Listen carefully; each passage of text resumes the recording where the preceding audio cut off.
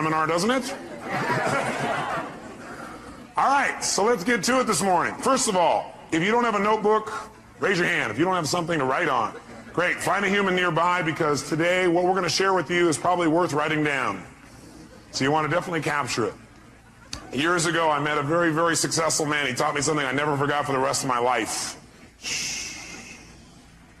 He said, Tony, whatever you do in your life, whenever you find you're going to go someplace where there's some great ideas, some great resources, he said, always make sure you take a pen and paper. He said, because what you want to do is you want to be able to capture those ideas and cement them to paper so you can review them in the future. In fact, what he got me to do was to keep a journal, and I would highly encourage you, by the time you come to the next management session, or maybe even during a break today if you wanted to get yourself a hardbound journal. Hardbound journal meaning not a loose leaf.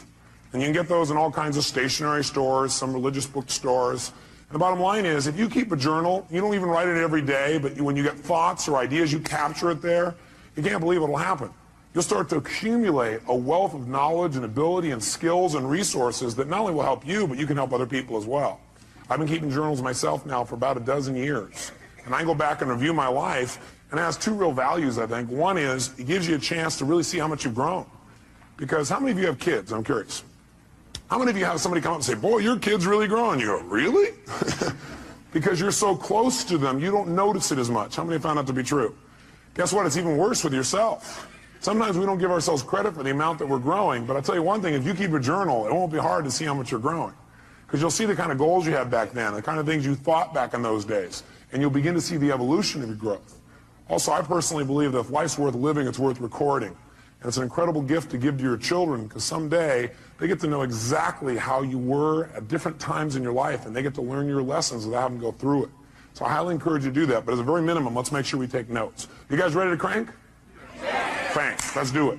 So this whole weekend is about connecting and communication. Really, it's about communication and relationship, how to make everything more worthwhile. And the technology that we're going to share with you this weekend has a unique name. We call it reality bridging. Reality bridging. I'm going to make you go into a deep trance trying to figure out what that means, right? We're going to clarify it for you. But reality bridging, it's the technology of vital communication and true freedom. Because what you're going to find is, there's going to be a vitality in your communication when you start using the techniques we're going to teach you. And there's going to be a sense of absolute freedom where you can share with somebody what your real feelings are and never, ever offend them. They won't have to hear you and cry and feel bad, and you won't feel so bad either. We want to make sure that communication is vital, that you're always connecting, that you feel good when you're communicating, so does the person you're communicating with, and it produces results. That's our outcome. And to be able to do that without having to worry creates an unbelievable level of freedom for people. Because how many of you, be honest, have felt feelings at times and you were upset, but you didn't share it because you didn't know how, or you didn't share it because, well, you thought, well, maybe it's really about me, or you didn't share it because you didn't want to offend somebody even though you were mad or upset? How many of you have had that experience in the past? And when you don't share something, what happens when you just keep it inside and build it up? Yeah, it festers. Does it get better or worse? It gets a lot worse, and eventually what happens, then you blow up about something that could have been handled so much easier along the way. But then there's the other approach, which is you're looking for things on a regular basis to be able to give people feedback about. And some people develop that habit. Or you communicate in a way where basically you're communicating your feelings, like you're upset, but do you always have all the information? No. And so you're making a decision about how to feel based on false information. How many of you have ever gotten upset and later on felt a little dumb because you found out you were upset about something really shouldn't have been upset about? So one philosophy says, keep it inside. The other philosophy says, well, get it out. Well, what if you get it out and then you find out you were wrong? By the way, do we like being wrong? No. So then what would we probably do? Justify, defend? Well, yeah, I didn't know that, but if you've done that before. Right? And that does not make a relationship work. Plus, that person gets upset. It's kind of like, anybody ever come up to you and say, why are you upset? And you go, I'm not upset. You go, no, yeah, you are. You go, no, I'm not. Yes, you are. Well, I'm getting upset. Okay, that also happens unless we're really clear. So what we're really going to do is we're going to start our whole basis of studying of communication to remember one thing, and write this in your notes if you would, and that is the quality of your life is directly related to the quality of your communication. The quality of your life is the quality of your communication, period. The quality of your life is the quality of your communication. Now, pretty basic idea, nothing earth-shattering, but I'm here to tell you that's your entire life comes down to this. The quality of your entire life comes down to the quality of how you communicate. With whom? No. With whom first do you think determines how you... That's right. The quality of your life starts with the quality of how you communicate to yourself. That's where it all starts. How you feel is not based on the environment. Is it based, like how you feel, is that determined based on like whether or not you have lots of money? Yes or no? I got a little mixed reaction on that one. They go, well, no, it's not. No, absolutely not. No. How's that for incongruent communication from a lot of you, right? Okay, some of you have a little mixed feelings about this, don't you? But let me ask you a question. How many of you know somebody who has tons of money and is still not happy? Ah, interesting.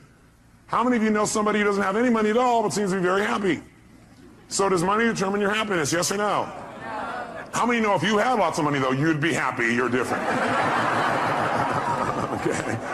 If I had your money, I'd be happy, no problem. Give me your money and we'll try, okay? People say money can't buy happiness, don't know where to shop. Now, see, that's not going to do it, is it? It's not the money, it's how you communicate to yourself about money, your lack of it, or the abundance you think you have. By the way, can people have an abundance but communicate to themselves that they're still in scarcity, yes or no? Yes. Absolutely. So money doesn't do it. Is how you feel determined by whether or not the weather is good? Yes. Oh, really? Are there people in freezing weather who are very happy, yes or no? Are there people in hot weather that are very happy, yes or no? Are there people that are in either one of those weathers in the opposite degree that have opposite feelings? Has that transferred you out yet? Yes. See, the weather doesn't determine it. Is it, whether you're happy or not, determined by whether or not other people say they love you? You go, yes, but it shouldn't. So you sit there and should all over yourself, huh? Okay. Okay. You're right, it probably shouldn't, but a lot of us connect that real directly. But I got a question for you. Somebody comes up to you and they tell you, I love you. Or they come up and they hug you. Or they look at you that certain special way.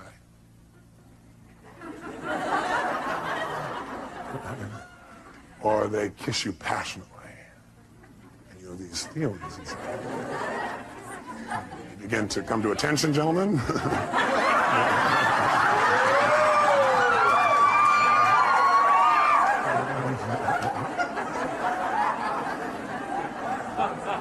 Now, when all that stuff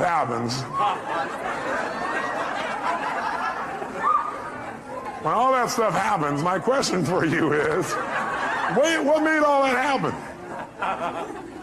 Was it really the kiss that did it? Oh, yes, sir.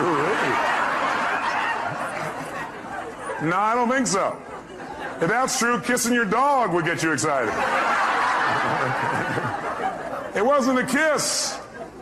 It was the meaning you associated to that particular moment when tissue touched tissue in that unique way. That's really it, isn't it? It isn't actually... Yes! It isn't actually the event itself, is it? It is rather what we communicated to ourselves about that event. Somebody hugs you and you feel good. Do they make you feel good, yes or no? No, what makes you feel good is you've got a set of rules inside your head that say if somebody touches me quite like this, they look like that, sound, smell, feel like this, then I get to say, ooh. Okay. And so you say, okay, it's time to feel good, and your brain goes, and you start feeling good. All right? So the bottom line is we determine how we feel by the way we communicate to ourselves, by the meaning that we communicate about a situation. See, it's not the event that determines how we feel. It's the meaning that we associate to the event that determines how we feel. And that meaning is something we create and we communicate to ourselves. If you're upset about anything, all upsets come down to the meaning you associate to something. If you're upset about something, it's because you're thinking, well, that's because this means they don't care about me, or this means I'm no longer in control, or this means I'm not respected, or this means. All upset is based on a meaning. And how many times have you been wrong when you linked up the meaning? Anybody been wrong, yes or no? Yes, this means yes. I'll guide you through this, okay? We've all been wrong. So what we've got to really be able to do is to realize one thing, and write it in your notes. Nothing in life has any meaning except the meaning that I give it. Nothing in life has any meaning except the meaning that I give it.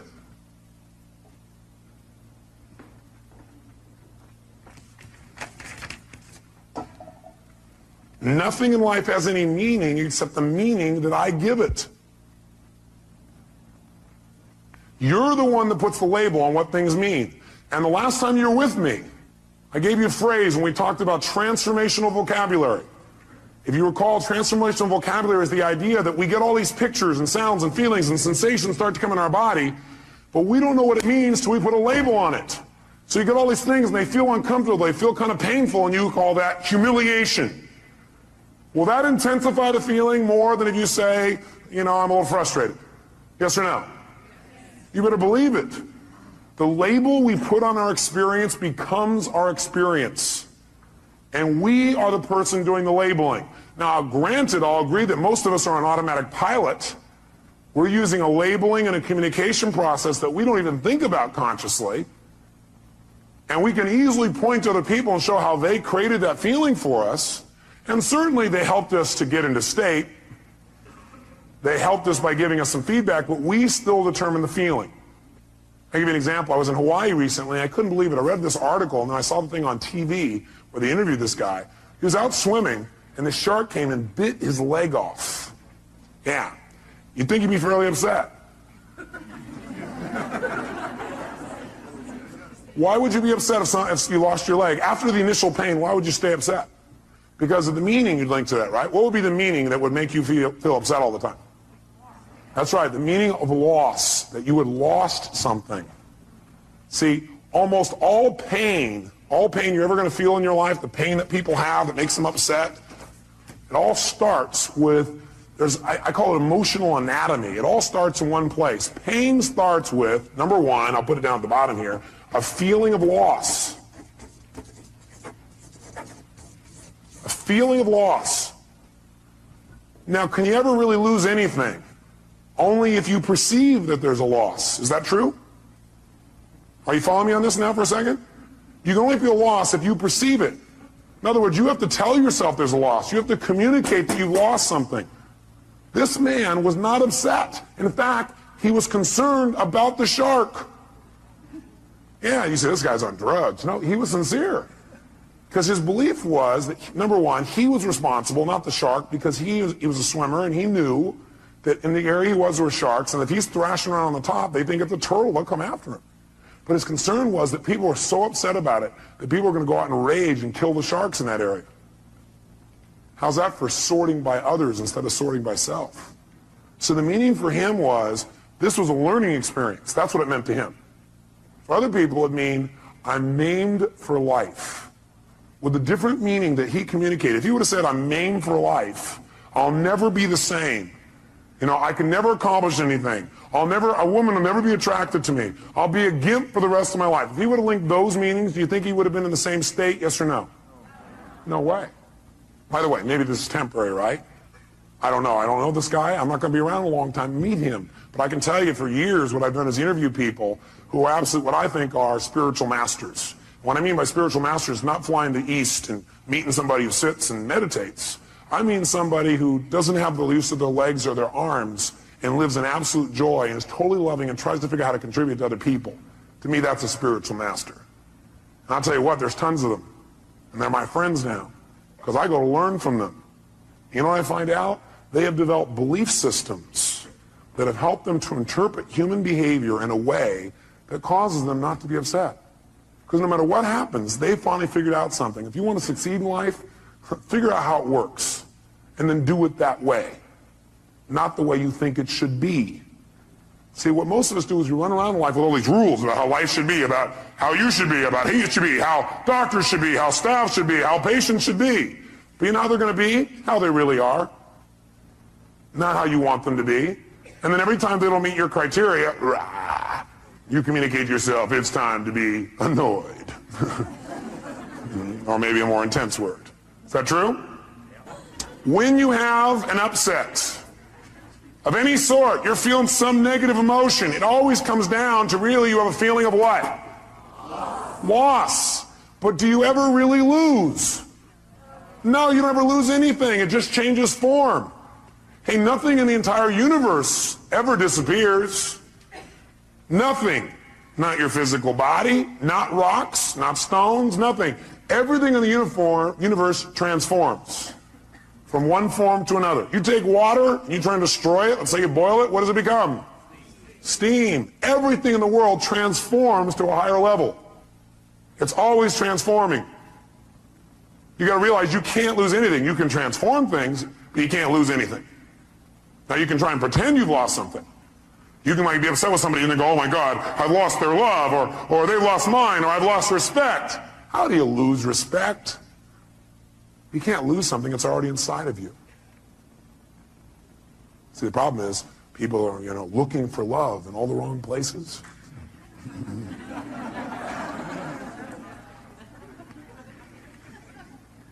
Love is not something you have to go looking for when it's where you come from. A friend of mine said that, Michael Hadley. I thought, wow, what a great thing to remember. Love is not something you have to go looking for when it's where you come from. So you can't lose something. Everything you thought you'd lose is already inside of you. See, if you won't feel respect, it's because you aren't choosing to focus on being respected. You're not communicating to yourself you should be respected. What if I said something to you? And I said it in a way that made you feel disrespected. It made you feel disrespected, or you took what I said, managed to interpret it, represent to yourself, and communicate to yourself that my saying it in that tone of voice means I don't respect you, therefore you can't have these feelings. Does that make any sense? No. Do we do it all the time? Yes. Do we want to continue to do it? No. Okay? We want to change that. You can't ever lose anything. Now you can perceive you've lost something. And by the way, do some people who've not lost a limb, not lost their eyesight, not lost anything, feel like they've lost over little stupid things, yes or no? Some people feel lost about something they never even had in the first place. Like they had this goal and it didn't happen. And then they go, shh, I lost my goal. You never had it. Or they have this expectation. Most upsets are about expectations that aren't met. Isn't that true? You expect somebody to do something. You expected yourself to do something. You expected life to do something. You expected the weather to be a certain way, and it didn't happen. You go, oh, I lost out. How could you lose out on something you never had? You must have been very confused. So you can't lose. But if you want to feel bad, what you have to do is have the illusion of loss. Create the illusion of loss. That's all you have to do to feel bad. So I'll guide you on how to feel bad. Step one, feel bad. Create the illusion of loss. I want you to make sure you take notes. The next time you want to feel bad, you know what to do. Okay? Now, after the illusion of loss, what that usually does is that creates the second major emotion in the anatomy of human emotion, and that is feeling of hurt. Feel hurt. And usually what happens is people don't notice the loss thing. They notice they feel hurt. If they're sensitive. Because this stuff happens pretty fast, doesn't it? Like we've forgotten it's loss. All we know is we feel hurt. Anytime somebody feels hurt, what it really is, they have a sense of loss about something. They lost out on their expectation. They lost out on what they thought they had. They think they've lost out on something else. They think they're missing out. They think something has changed. They think they're losing something. And they feel bad. They feel hurt. How many have felt hurt in a personal relationship? Great. Tell me, raise your hand and tell me, what did you feel hurt about? Give me an example. Yes, sir. You felt hurt about dishonesty, meaning you felt this person had been dishonest with you. Now, are we absolutely certain that this person was dishonest, that he felt that was dishonest? Yes or no? Is it possible this person was not dishonest, but rather he interpreted their behavior as dishonest? Yes or no? Yes or no? Yes. I had a conversation with my mom not long ago. I couldn't even believe it. She was like all hurt. She said, I'm really, and she went to the next level. I might as well tell you what it is. Most people, by the way, don't stay in hurt. They manage to immediately amp up into anger. Is that true? That's right, and that's the third emotion. So if you're angry, what you really are is what? Hurt, which means you really just have a sense of what? That's really it. So my mom was upset. I was like, what are you upset with me about? I mean, what did I do? She goes, well, she does flowers for seminars. And she asked me if I would contact this hotel and have the hotel like use her services. And I said, I'd be willing to, but I don't think they do that. I mean, they never do it for us. Well, she talked to somebody else, and that somebody else told her that the hotel does it all the time, and they contract with somebody else, so your son must not really care about you. Now, she was also in a very stressful state. Does the state we're in and just our normal life affect the way we interpret meaning? Yeah, she was stressed about a bunch of other things, so while she's in a stressful state, somebody said this to her, and she went, oh, my son, he just thinks I'm a pain in the butt. He just wants to get rid of me. He must be ashamed of my work. He must not like my flowers. She created all this wonderful stuff. Can we create all kinds of shit in our head? How many are good at creating shit in your head? Okay. All right. Good. I am too. We all are. I'm not picking on my mom, trust me. Oh boy, it's on video. Now I'm really in deep shit. She taught me everything I know. She did teach me a good deal of what I know. Gave me a great foundation for my life. Point is, though, seriously, is she's all upset, and she thought that I had lied to her. Now, first of all, when she said I had lied to her, what do you think happened to me? Like, me, honesty is one of my highest values. I'm probably too honest. I tell people everything. Right? What? Right? The fact that she questioned my honesty. How many of you, somebody questioned your honesty, and you know you're honest? I mean, that really upsets you. What do you think I got when she said that? Angry. How could you say that? And plus, I just did all these things for you. And I started remembering all the stuff I was doing for her, and I said, I have never lied to you in my life. Well, maybe when I was a little kid, but not since then. I said, what are you talking? I can't even believe that. Why was I angry? Because I felt what by her statement? And I felt hurt because I had a sense of what? Loss. And my loss was, how could we lose that connection of knowing who each other are? I'm my own mom. I'm going to do anything for her. I just got done doing this unique thing for her that, I mean, blew her out of her shorts. She didn't ever expect it. Right? Blew her out of her shorts. Interesting picture.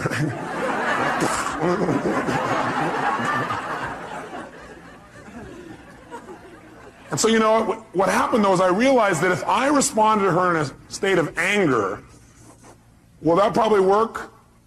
No, it didn't work. So I realized I needed to change my state. And I asked myself a question that helped me a lot. The question I ask is, what's probably going on with her that makes her treat me this way, or treat people this way, or respond this way? Instead of, how dare she? Why? How can she treat me this way after I've done so much for her? Which would do what? Make you more what? Upset. Different question I asked. I wonder what's going on with her that's making her respond this way. I wonder what she's stressed about. And I asked her, and she told me. She apologized and just dropped right away. I'm here to tell you a belief I want you to remember for the rest of your life, that if all you do is remember this out of the whole weekend and really remember it at the right times, it'll change the way you communicate with other human beings. And the belief is this: then in any communication with another human being where you get a response from someone, in any communication with another human being and you get a response from someone, that response is either a loving response or a cry for help. In any communication that you have with another human being, where they give you some kind of response, they respond to you in some way, and that communication is either a loving response or a cry for help. That's it. Those are the only two kinds of responses. So one more time. In any communication with another human being, and they respond to you, they communicate to you, they react to you, they respond to you, that reaction, that response, I don't care what it looks like on the outside or what it seems like, it's either a loving response or a cry for help. Which one do you think my mom was doing in this situation? Was that a loving response or a cry for help? It was a cry for help, and help is saying, I'm feeling what? Hurt because I have a sense of what? It may not be true, but that's what I feel, and that person's a cry for help. Now, how do most people respond to a cry for help? With another cry for help. Is that true? How did I first start to respond to my mom? She's angry with me. She doesn't have a right to be angry. How could she do this to me? What's going on? I get angry back. So I respond with a cry for help. How dare you? How can you say this to me? Don't pull this crap on me. Look what I do for you. What kind of crap is this? Interesting. So when two people are yelling at each other, crying for help back and forth, who gets helped? Nobody. So you know what happens? The anger doesn't stop. What happens is the anger goes one place. Either it starts going out to other people and becomes resentment, which builds, and that resentment may be expressed or not expressed. Usually resentment is expressed non-verbally to other people, and some people do it by taking their resentment and they express it by what they call confrontation, and they actually feel good about it. They say, I'm not one of those people who keeps it inside. I confront people, little bastards. That'll really build a quality communication, won't it? I confront, I don't keep it inside. I'll tell you what's wrong. Yesterday when you did this and this and this, made me feel this way. I request in the future you change. Everybody try this. You know what? That doesn't work. It can work. Anything can work. The tone of voice you use is going to play a bigger role than what you say. How many would agree?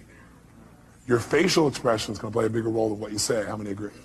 And somebody else can sit there and listen to you and say, yes, I'll abide by your request, but inside they're going, oh. Okay, that's not communication. That's not quality communication. We want to change and enhance our format. The other thing we can do is when we feel anger, instead of resenting and confronting, we can just keep it inside. If we keep it inside, usually what it becomes is depression. People are depressed, they don't even know why. The reason people are depressed, they feel like they're not in control. Like things are happening they're not in control of. They're not able to communicate and get control of their life. And a lot of times depression is directly related to the fact they've kept this anger inside and these upsets, and they haven't expressed them, they become depressed. How many can relate to this? Not you, but other people you've seen in real life. I thought so. So the bottom line is, what we've got to do when somebody responds to us with a cry for help is give them what kind of a response? Which of the two responses should we give somebody when they give us a cry for help? A loving response. Is that always easy to do? No. What it requires is you to remember that no matter what it looks like, they're just really crying for help. Somebody's angry. How dare you do this to me?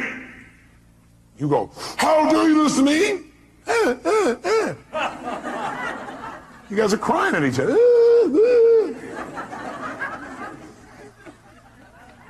How dare you do this to me? You should go, you should picture that. How dare you do this to me? You son of a... Why do you always... And you come back and go, I hear you. I appreciate you. I love you. That's not my intent. How can we make this work? I'm willing to make it work. Thanks for sharing your real feelings with me. Let's do it. What do we need to do to make it work? How can we make you feel better? Because I'm committed to that. Well, you're there. I know. How can I make you feel better? How can I make you feel better? How can I make you feel better? Because I love you.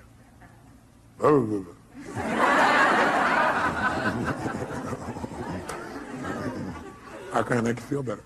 I'm willing to do it. What is it going to take? How can I feel it? What will it take? Let's do it right now.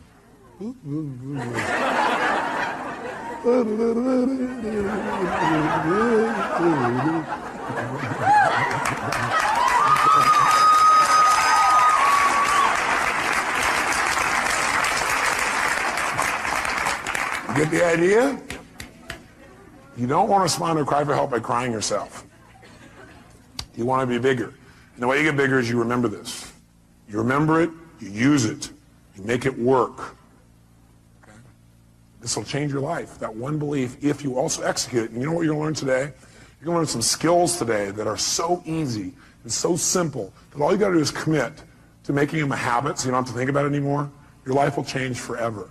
Your personal life, the way you communicate to yourself, your practice, your team, and most of you are already so bonded, you're incredible. But is there always a deeper level that we could pursue, yes or no? There's always a deeper connection. And if it's possible, should we pursue it? Yeah, why not have more ecstasy? Why not be closer? Why not be more loving? Why not be more connected? Why not do more? Why not create more? Why not make it happen? Why not? Why not us? Why not now? That's what we're going to do today. So get the feeling for what it is. It all comes down to meaning. We change the meaning, we change it all. I'll give you an example too. When I was on my first book tour, this woman calls me up on the phone, right, on the radio, and I love doing the radio responses. I love like real fast, me, I'll help people. So this woman calls up and she goes, Mr. Robbins, she goes, I've tried everything. I'm so upset. I'm depressed all the time. I've been depressed now for 7 years. I said, gosh, how have you accomplished that? What? I said, how have you accomplished that? I mean, that's pretty amazing. I said, are you depressed even when you sleep? She goes, when I sleep? What I'm doing is breaking her what? Remember? Pattern, interrupting her pattern. That's all you got to do. If you respond to people go, oh man, I'm sorry you feel that way, and that's not enough. Sometimes you got to interrupt the pattern, tease them, and be loving, but tease them. Because if you just go, oh, it's okay, they're getting a lot of feedback. They're being rewarded for feeling bad. Is that true? So you got to be careful. You got to be loving, but you got to be fun and loving. So that would be my response. A loving, fun-loving response. An outrageously fun-loving response. That'll break their pattern. Do something they don't expect. So I said, well, what's the challenge? You go, well, it's because my boyfriend left me 7 years ago. He left me. He took my whole life. I said, he took your whole life? Because, yeah, I gave him everything. I said, everything? You kept your voice, I hear. So, well, you know, he gave me everything. My whole life's run forever. Why is she in pain? That's right. She feels tremendous depression, actually, because she's been angry, because she really felt what? Hurt. Because she has a sense of what? Are there people who end a relationship and don't feel a sense of loss? Yes or no? Yes, because you have to tell yourself it's a loss. You have to communicate it's a loss. How many found that in the past what you thought was a loss was actually your gain?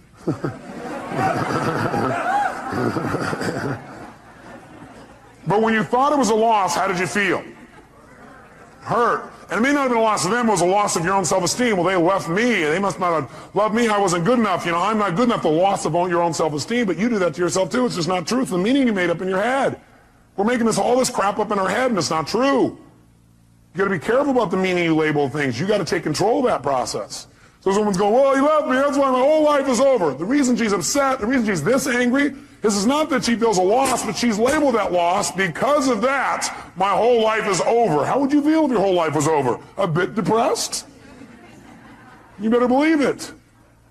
So I said, look, bottom line is, man, you got to change your state. The state you're in right now, you're going to keep thinking your life's over. You got to change your state. She goes, yeah, well, I tried. I said, what have you done? She goes, well, I've taken drugs. I said, well, you know, what else have you done? I've seen my therapist for years now. I've done this. I said, you know, stop. I started yelling on the phone on the radio, right? And I can imagine her face going, what, is he crazy? What's going on? I said, you listen to me right now. You want to change this? You do exactly what I say. When I say now, you put the phone down, and you run outside, and you just yell 2 words at the top of your lungs, over and over again. Next! Next! Next! As you think about your old boyfriend. At first, she was like in a deep trance with no reaction, right? And all of a sudden, I heard this chuckling. She's laughing hysterically. Right? She starts to laugh. I said, just yell next. Go out there and look around, see men, and go next. As soon as she started laughing, I said, think about your old boyfriend. She starts laughing. Think of your old boyfriend. She's laughing. Think of your old boyfriend. Laughing. Think about your old boyfriend. Pretty soon, when she thought of her old boyfriend, guess what she began to do? Laugh.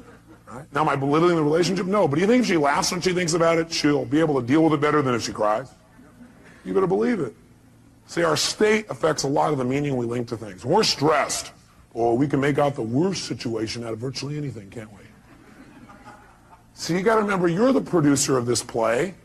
You're the one writing the script of this movie. Now, some of you, though, have like one style of writing called drama. Maybe you ought to try writing a comedy instead. It might be more enjoyable. Some of you have written a love story. My congratulations to you. Some of you have written an adventure story. Some of you have got one garbled story that doesn't seem to make any sense. Maybe it's time you cleaned up the script. Which doesn't mean go back and rewrite it all. It means tear up the old one. Do you have to go back and rewrite the whole script in order to make it work? Yes or no? Now what you can do is set it aside and move on from here. What a concept. Decide, what do I want now? What happened to my past doesn't mean diddly. What matters is where I'm going. If you're trying to drive in the future using the rear view mirror as your guidance tool, you're going to crash. Plus, you know what? Your future is going to look like your past. Pretty scary. Maybe I'd just let go of the past, tear up that script. You don't have to keep playing that same play. Write a new one now.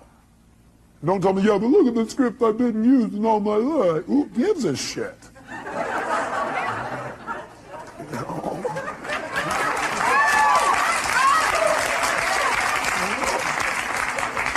Put it in the circular file and write a new one. You know, be spontaneous. Maybe you want to write some of it along the way. Maybe you don't have to have the whole thing planned out, every detail, know exactly what's going to happen, when it's going to happen. And then you won't be so upset when it doesn't go the way you wrote the first version of the script, called your expectations in your head. Maybe then you'll go, well, this script is kind of a guideline.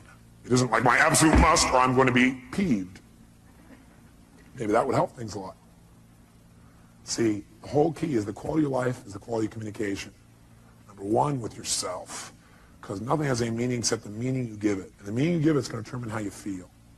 How you feel is going to determine what you do, and what you do is going to shape your destiny.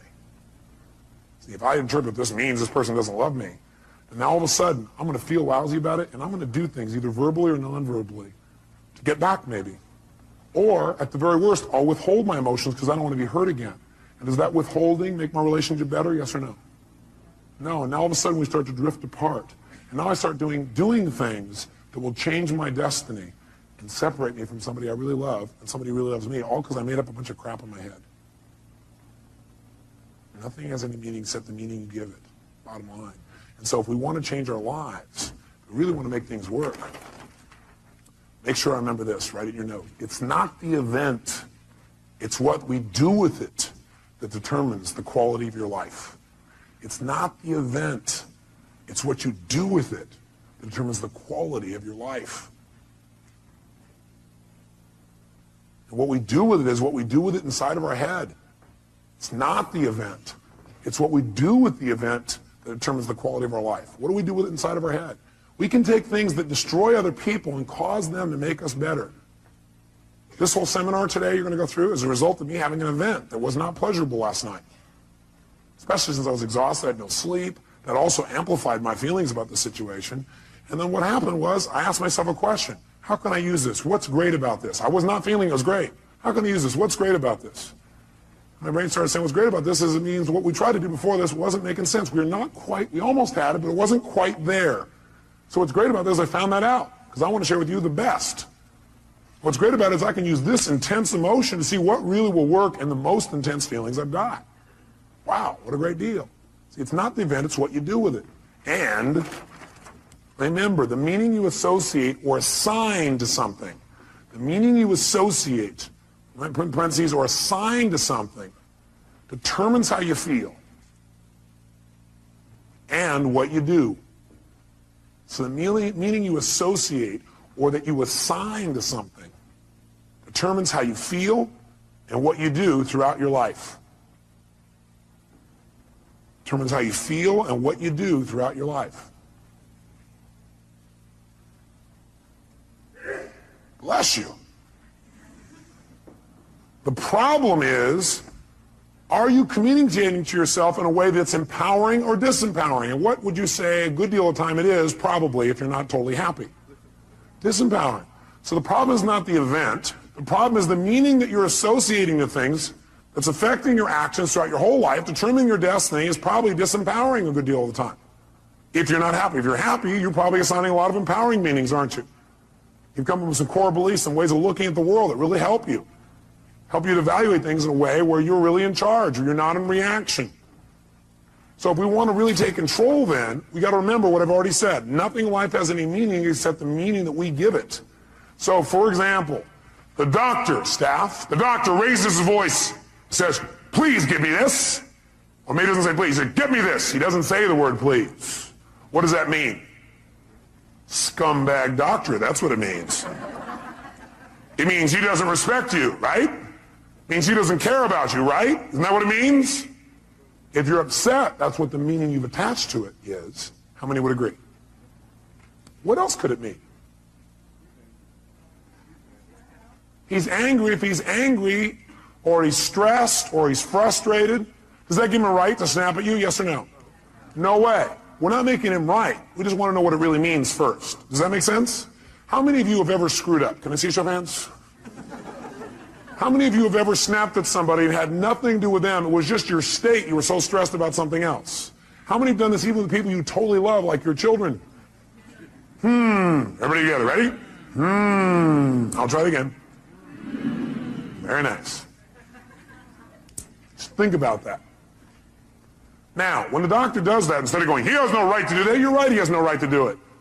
You're absolutely right. And you need to help him so he doesn't do that anymore. You need to help him, not make him wrong. If you make him wrong, is that going to enroll him in not doing this again, yes or no? Doctor, when all of a sudden you keep asking your staff and they don't deliver something you need, does that mean they're incompetent? Mean they don't care? Mean they're not as committed as you? You're working to the bone, you don't have any time? You're not even getting paid, they're getting paid, but they must not care about you. Is that what it means? No. What might it mean? They're overloaded, they're overworked. You beat them to a pulp. They don't want to talk to you because you've been real mean and hard to be around. They're trying to avoid you and stay out of your way because they're afraid they're going to set you off. Oh. I noticed that was a doctor that was laughing. Huh, ma'am? Is that possible? But see, which meaning you assign will determine how you feel and how you treat people. Isn't that true? And it doesn't just stop there. It continues. Because the truth is, most of you don't communicate all that you feel, and it's a good thing. Because words spoken in a moment of anger, some words like that are never forgotten. Now, that's not true. You can forget them, but people think, I'll never forget that. They keep telling them, I'll never forget that. I'll never forget that. I'll never, never. I will not forget that. They work real hard to remember it. But how many of you have forgotten your own home telephone number, address, or how to spell the word the? So you can forget, can't you? Yes. Actually, forgetting is a very useful tool. I may want to teach you before the weekend's up the power of forgetting. Not forgiving, forgetting. Ready?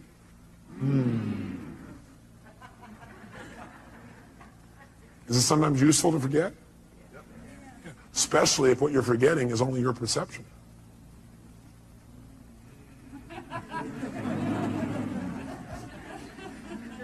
Especially since your memories are nothing but myths anyway.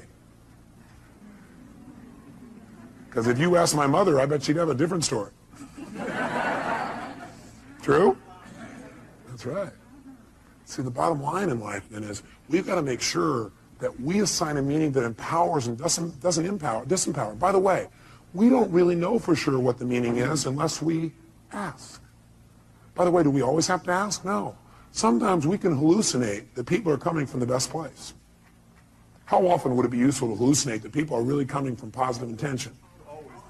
Yes. See, if you question my behavior, I can probably deal with that. But if you question my intention, that is going to really hurt me. Because I'm going to go, don't we have a relationship?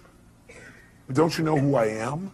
But that's probably not how I'm going to respond. I'll probably respond with a cry for help by being pissed off that you could ever question my integrity or my intent or whether I care about you. I mean, how can you do that after all I've done for you? And then people start justifying and noticing all the things they've done for you. Then they get really even more mad, amped out. Is that true? Okay. So what we've got to really do is we've got to say, okay, I don't know what the meaning is. I'm not sure what the meaning is. But I'm sure that the intent is positive. The person's either stressed or something else, but I know who they are. I remember who this person really is. The moment doesn't matter. This too shall pass. Is that true? Unless I decide to try and hang on to it, not let it pass. Have you ever tried not to let something pass? It gets to be painful after a few days.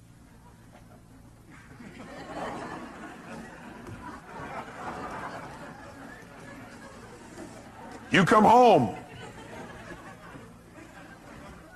You caught that one, huh? That's good. That's right. You come home and your spouse is watching TV again. They're reading the newspaper again. They didn't say they loved you again. What does that mean? Scumbag, that's what it means. Divorce.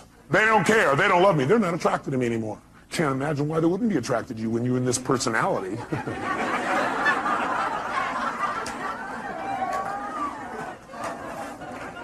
Probably looks at other men, looks at other women. Can't imagine why when they get to come home to seeing you in this unique state.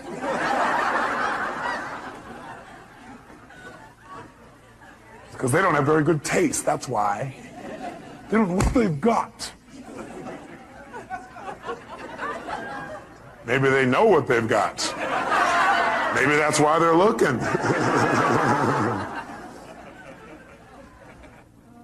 The meaning we link to things determines our actions, therefore our destiny. I've already shared that with you.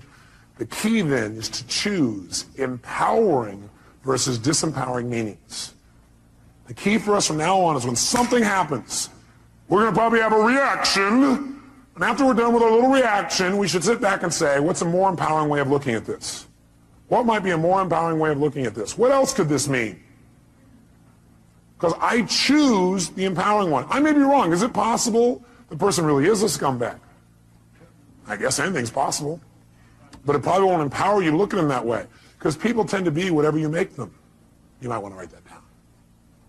People tend to be whatever you make them. Pretty important frame. And I want you to remember this. Write this in your notes. Whatever you look for, you will find. Whatever you look for, you will find. Whatever you look for, you're going to get. And by the way we look for things is we ask questions about people, about our life, about ourselves. That's how you look for things. The way you direct what you focus on is ask a question. Very quickly, look around this room as fast as you can. I want you to notice everything in this room that's brown. Quick, everything that's brown, brown. Clothing, people's hair, floors, anything brown, brown, brown. Only brown, brown, brown, brown, brown, brown, brown. Close your eyes. With your eyes closed now, tell me everything in this room that's red. Raise your hand if you see a lot more brown in your head than you see red. Raise your hand. Open your eyes. Look for red now. See everything you see in this room that's red. Red, red, red. Anywhere you can see it. Clothing, people. Anywhere you see red, red, red, red, red. Look around. Red, red, red. How many see a lot more red now? Raise your hand. Guess what? You get what you look for. And I got you to look for it by asking a question. That's also how you get yourself to look for things, by asking a question. Like, what's wrong with this person? And you know what? If you look, you'll find what's wrong. There's wrong. Look, there's what's wrong with them. Why are they such a scumbag? You say, okay, why? All right, here's one reason, here's another, here's another. How come I can never succeed?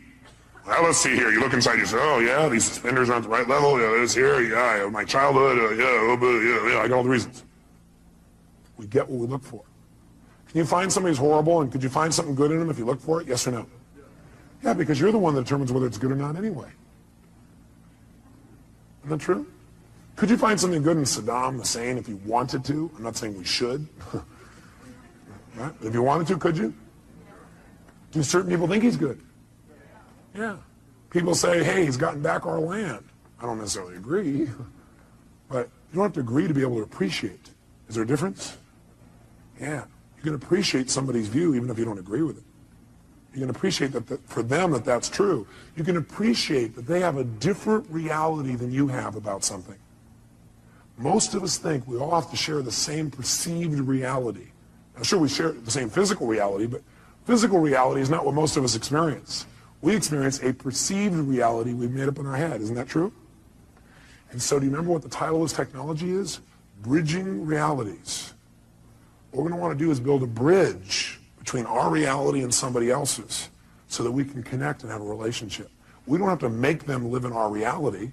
We don't have to hold our realities to absolute. We can create a bridge. And by having that bridge, we can exchange information between our two cities, our two communities of emotion, our two communities of understanding.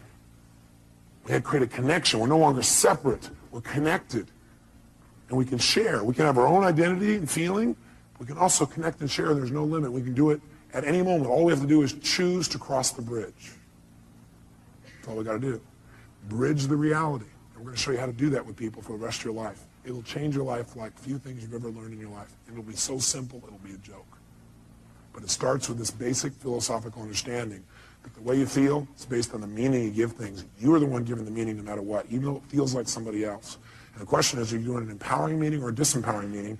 And if you say, yeah, but look, I got proof. I got proof that what I'm saying is true. Do you want to be in right, or do you want to be in relationship?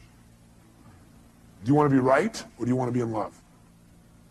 You want to write that down. Ask yourself this is a question in the future. Next time you're in an argument, you want to ask yourself, do I want to be right, or do I want to be in love? Because that's really your choice. That's really it. See, I think I told you last time I was here, I had a time a few years back where I had a unique partner who I really cared a lot about. He embezzled $250,000 and had me $758,000 in debt. I got a bit peeved by this. I got angrier than I ever remember because I felt so massively what? Hurt. And it's because I had a feeling of what? Loss. The money was part of it. The ability to not have to think about money was another part of it. An equally big part of it was I cared about this person. And they took advantage of me. I felt the loss of trust, the loss of love, the loss of connection. All that got stacked into this anger. How many would hear that? Okay. But see, the truth of the matter is, do I have every right to be able to point and show that this guy is wrong? Sure. Will that make my life better? No. All I got to do is say, how can I use this and move on? Not make him right, not make him wrong, just go, okay. God, I wonder what would make a person do that. You know, when I finally started asking what would make a person do that, I created my entire Destiny Technologies. It probably is the most powerful set of distinctions I've made in my lifetime.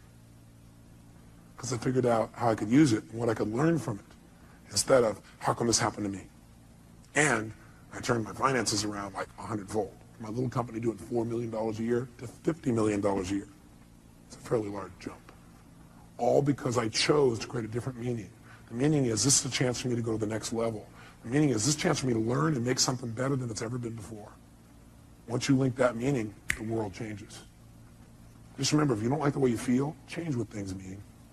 Change your perception of what something means, or change your actions. That's what it takes, and you'll change the way you feel in a heartbeat. I put a little metaphor here, a couple of them for you. I just want to remind you that when you decide you can't find something also, remember I said what you look for, you'll find? When you decide you can't find something, you'll also discover you won't find it. Because whether you believe something is true, whether you believe it's not, you're right. How many have had the experience of having somebody say to you something like, can you find me the salt? And you think to yourself, hey, would you go in the cabins and get me the salt? And as you're walking there, you're thinking, I don't know what the salt is. And you walk up there, you open up, I don't know what it is. And you really do look, don't you? You really look. But you already have this belief that says, I can't find the salt. So what happens? A few minutes later you go, it's not in here. They go, what are you talking about? It's right there on the shelf. You go, no, it's not. They walk in, they walk right beside you, reach right in front of your face and go, what is this? And what is it? How many have had this happen to you? Now, the salt wall's already there. You said, Tony, what I look for, I'll find. Yes, what you look for in earnest, you'll find. See, what you really want the answer to, you'll get. But you go, why am I so happy? But you really don't want to know the answer, you're not going to get the answer. Or what's really great about this person? You won't get an answer. It's only what you seek for in earnest. If you don't look for something, you won't find it. You're right. If you don't commit yourself to finding it, you won't. Good thing for you to remember. What do you do when an upset happens? Well, let me give you an example of what I learned from racing school. It changed my whole life. I race cars, formula cars. And so I went to several different schools, by the way, to do this. And I'll never forget, in my first school, the first thing they really taught us at this one school for racing is they said the first thing you got to do is you got to know how to recover. You got to know how to recover before anything else. How to drive a car, you guys know how to do. How to go forward, you know how to do that. What you got to do is learn how to recover when you hit the skids in the road. Because if you don't know how to do that, your racing career is going to be rather short or rather painful. And most of you are trying to race through life. And a lot of you are having a rather painful time because you don't recover very well. Or you recover, but in the process of recovering, you smash in everybody else's car along the way. And that makes the next trip around a little resentful for the people. They see you coming by, they kind of avoid you a little bit, going, I'm not getting too close to this doctor, this staff member, this person, this accountant, this secretary, this telephone person, the person around the calendar. I'm not doing that. Because if I do, they're going to smash me up too in the process of them trying to recover. So what they do is they put you in a skid car where they make you go through the process of about to crash, where they knock you off track. And what it is the skid car, they've got a little computer. They fire off this computer, and what it does, it has a little lift, and it lifts one of your wheels, and you never know which direction or when. So you're screaming around the track, screaming, screaming, screaming, screaming, and you're not doing full speed, like 140 miles an hour. They start you a little slower, like we're doing this morning. And you go about 60, 70 miles an hour. But 60, 70 miles an hour on a track is pretty intense, and you're going right for a wall, and all of a sudden, you start to skid out of control. And what they tell you in advance is that what you got to do is when you start to skid out of control, there's only one key. Look where you want to go. Focus on where you want to go. Do not focus on what you're afraid of. Now, what do people do in life? We focus on what we fear, and we get more of whatever we focus on. That's what they tell you there. They say, look, whatever you focus on, that's where you're going to go. Whatever you focus on, you're going to get more of. If you focus on the wall, you're going to get a lot of wall. Real fast, you're going to crash. What you immediately got to do is focus on what you want, not where you think you're going, not where you think you are. If you're not where you want to be, if you're not where you're wanting to go, focus on where you want to go. Immediately, don't hesitate. They said, now what you're going to have to do is when you do this, it won't feel like it's working at first because you'll still feel like you're going into the wall. Because what happens, you have so much momentum in that direction that even when you focus on where you want to go, there'll still be a little bit of momentum in that direction, and there'll be a little bit of a lag time before the car turns.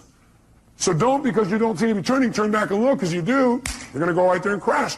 Keep there. You have to use that F word. What is it? Faith. So what happens is you turn, you're going in, and what does most people do? First of all, most people don't even turn. What do I do the first time? I'm screaming along, all of a sudden I start going to control and go, ah! I'm looking right at the wall. My instructor last minute saves my life by grabbing my head and going, and pulling my head physically in the direction I should be looking, which is directly 90 degrees opposite of where I was going, right? I'm heading for the wall. That's where I need to look. So all about the crash, and he goes like this, and he's pulling my head over here, and all of a sudden I'm going, oh, and I want to look back, oh, when are we going to, oh, and the last second it turned away. And I went, oh my God, my heart's beating out of me. I said, maybe I should try a different sport. I thought, now this is a good metaphor for life, so let me do it again. So I go out there, and you never know when they're going to do it. You're going. And all of a sudden, I'm starting to love racing again, racing. All of a sudden, I started to go, and you know what I did? Boom. I pulled my head. I'm like pulling my head in this direction because I keep wanting to go this way and look at what it is, pulling. And I'm waiting, and sure enough, the car turns just in time. And after a while, you know what you do? Something happens. You notice what it is. You don't stare at what it is. You don't figure out what it is. You don't go, that's a wall. Smacking that. What will it be like to smack that? Ooh, if I smack that, my body will go here. My head will go there. No, what happens is, you see the wall, you know what it is. You only acknowledge the problem long enough to know what it is and then move on. Know what it is, boom, focus on where I want to go. The minute I can identify what it is and that's not where I want to go, boom, so I'm heading for it, boom, in the car, and it's like, now you just, boom, you get off it so fast. Focus on what you want and you'll get more of it. Focus on what you fear and you'll get more of that. Focus on what you want and you'll get more of it. Focus on what you fear, and you'll get more of that. Bottom line is, almost everybody in life focuses on what they fear, and that's why they get more of what they don't want. Right? Well, yeah, but what if this happens? What if that happens? If you keep asking, what if this happens, what if that happens, I guarantee you're going to crash. It's only a matter of time. Instead, you got to say, well, what if this happens? What I want. What will happen when I make this happen, what I want? And the more you focus on that, the more of an experience you'll have of what it is that you want in your life, and you'll get it right away. Now, here's the problem. You got to still hang on to your F. What is it? Faith. You know what faith is? Faith is understanding the seasons of life. Life comes in seasons, doesn't it? It's not always the same, but it's still predictable as a whole. How many of you are surprised when winter comes? Can I see a show of hands? No, you wouldn't be surprised. You don't be surprised when winter comes. And are there emotional winters, yes or no? You better believe there are. Are there times when you try to communicate well, it doesn't work? Are there times in the office where it feels a little frigid, a little cold? And that's not just the air conditioning. What happens during a winter? You break out a fire and warm each other up. See, some people freeze to death in the winter. Other people ski. The meaning of winter is whatever you do with it. Isn't that true? There's nothing wrong with winter. What if it was always summer? You go, oh, that'd be great. Oh, yeah? I think you get bored with summer. Plus, you probably get burned. Now, some people get burned in the summer. Some people get tan. Some people swim. Some people go on vacation. Springtime's a great time, too. You get to plant. Fall, you get to reap.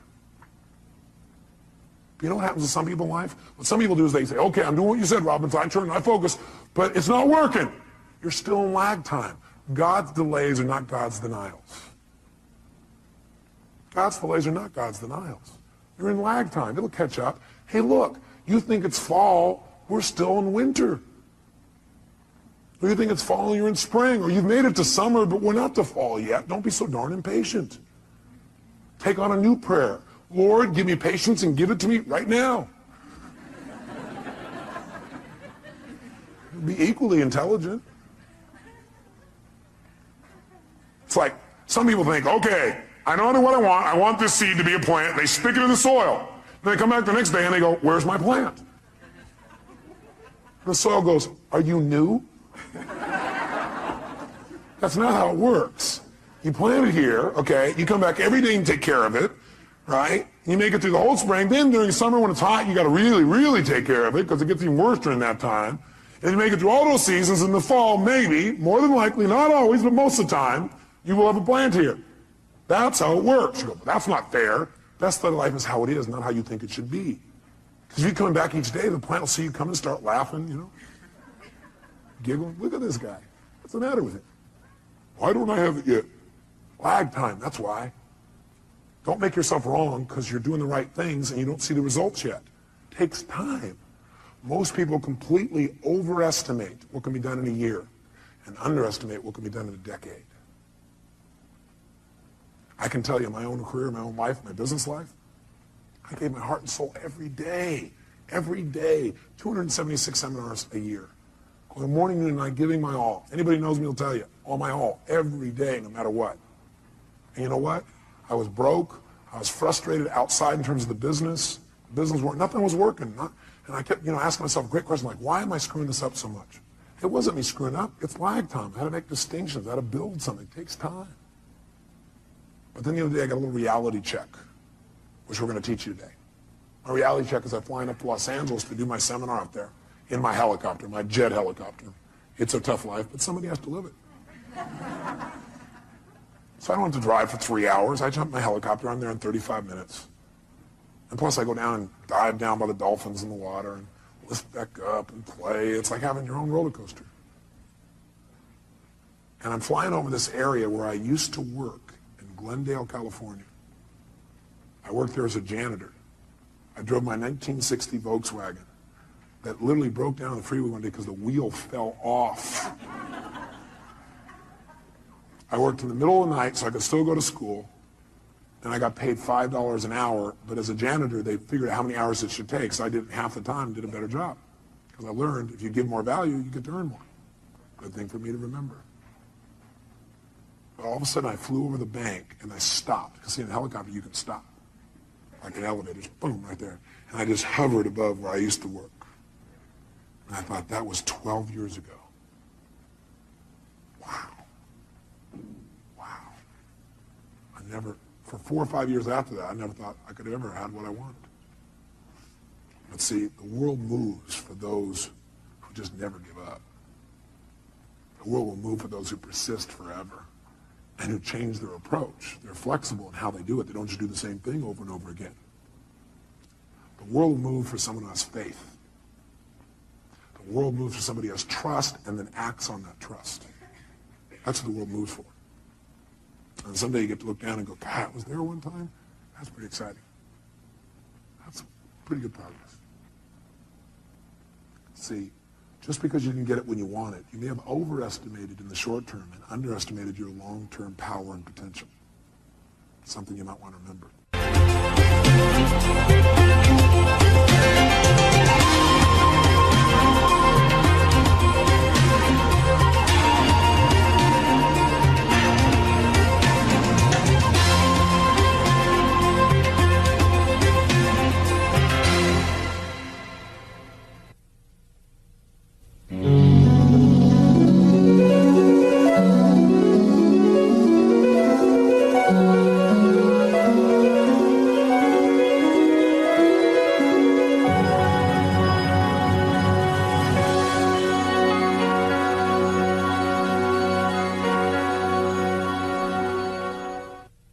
We mentioned something earlier, but I want to make sure you put it in your notes. And that is the state we're in the moment, the state we're in at any moment, powerfully impacts the meaning we associate to something. The state we're in the moment powerfully impacts the meaning that we associate to something or that we assign to something. So one way to change what things mean to you is just change your darn state. Is that true? I mean, if you're feeling great,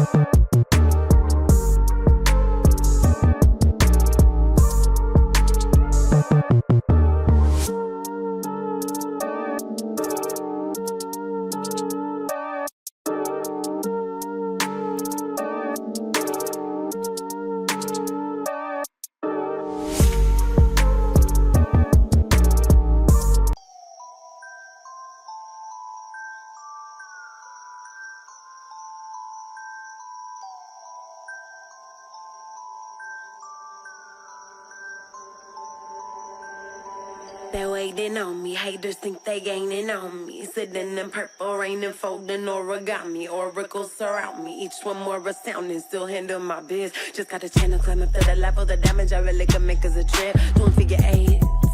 Ace. Are you coming back now? But it's way too late. Late. Just trying to be grateful. Just trying to be great. Yeah. And one thing it taught me is this is the moment to get it. So have faith and don't hesitate. Where my bad girls at? Bad girls at? From the front to the back, front to the front to the front to the front to the front. But it work right now, work right now. Put it work, let me see, put it work. Put it work, let me see, put it work. Work, work, work. Put it work.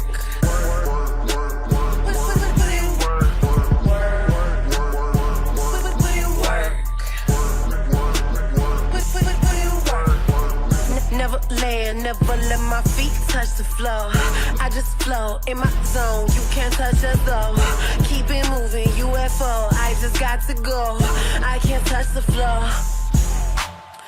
Take that, break that with a bit. Do things just kind of bounce off you that normally if you're feeling upset, would you change the way you look at them probably, change the way you feel about it? You bet. So we need to really still manage our state, and we talked about that a great deal last session. I want to make sure that that's part of your life's work. Because your life's work is really learning how to live in a way where you spend most of your time enjoying yourself, very little time in pain.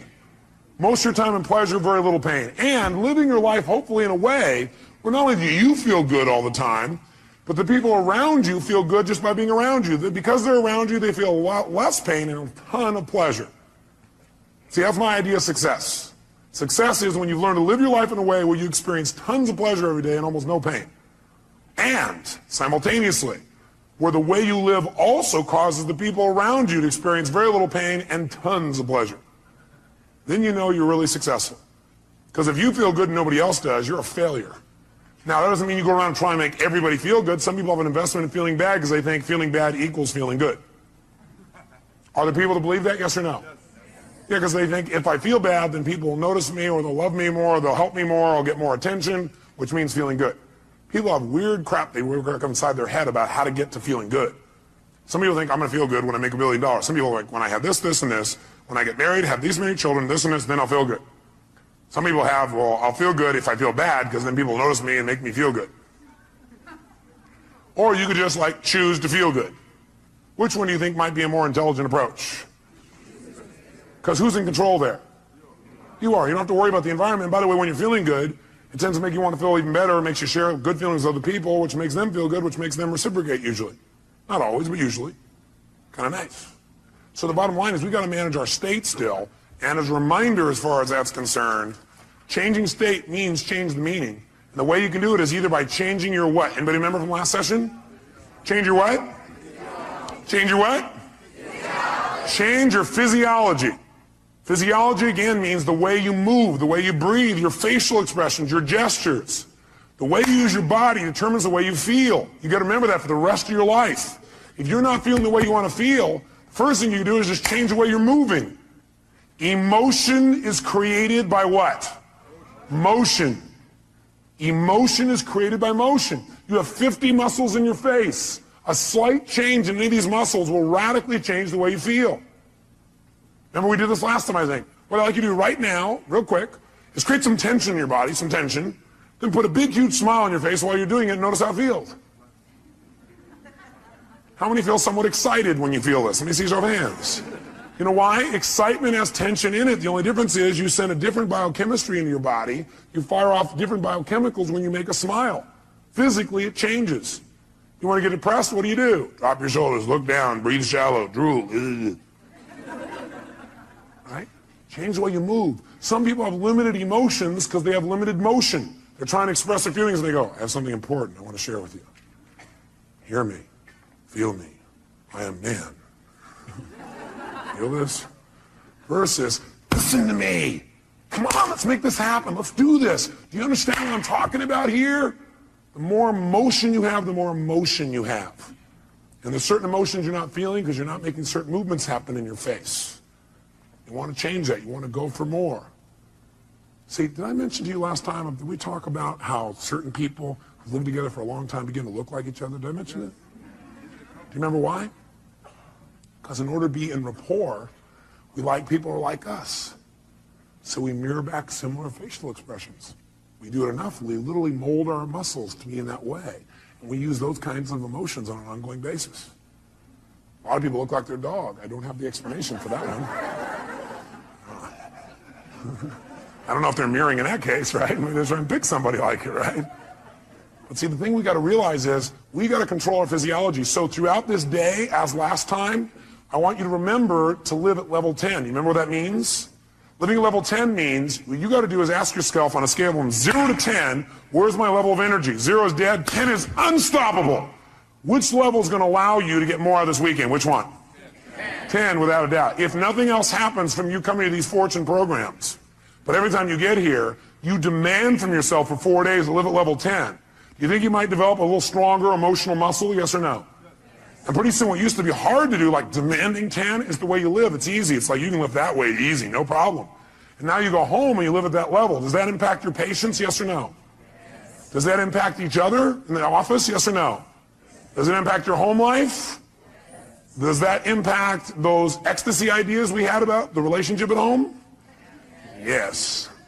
See, if you're level 10 every time with your personal relationship, would that enhance it, yes or no?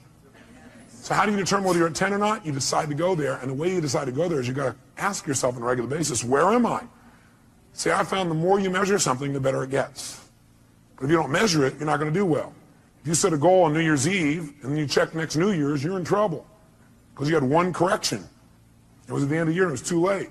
Once a month, you got a better chance. Once a week, you can really have it. Once a day, you won't have a bad year, you won't have a bad month, the worst you have is a bad day. The more we measure, the better we get.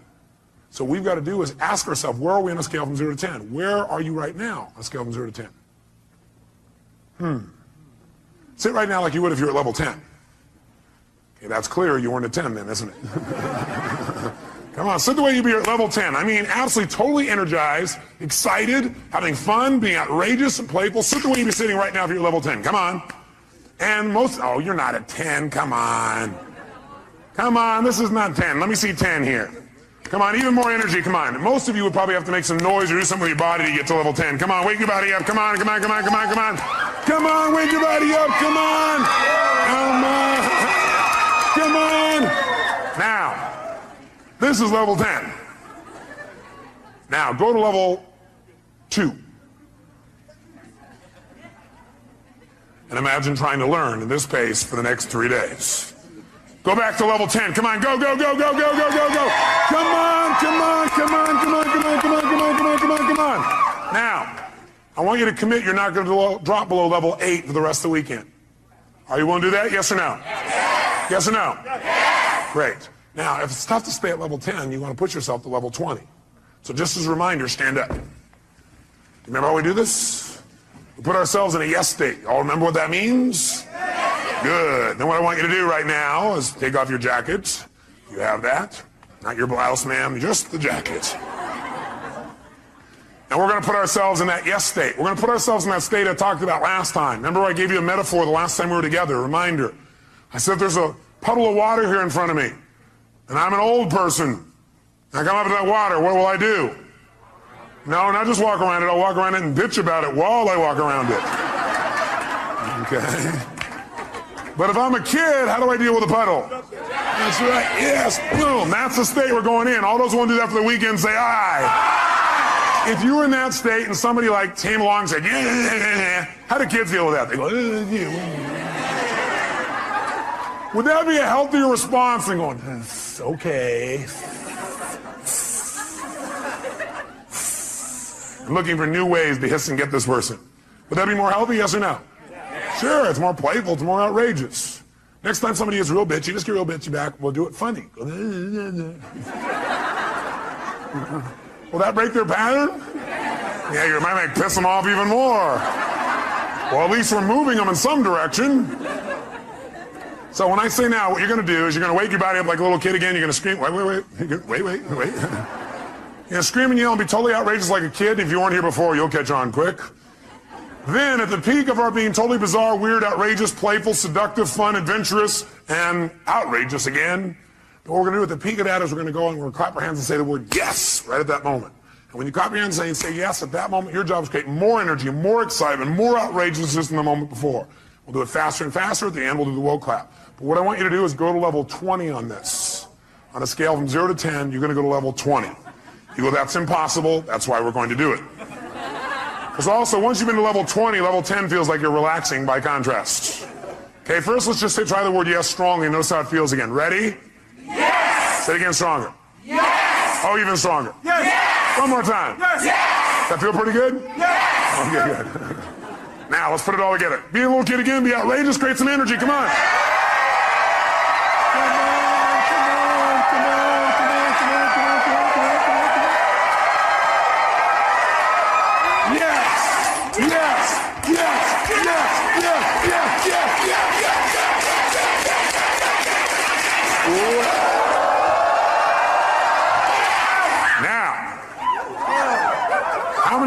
How many are now at level 3? Now some of you here for the first time going, what have I gotten myself into? It's a cult! It's the yes cult.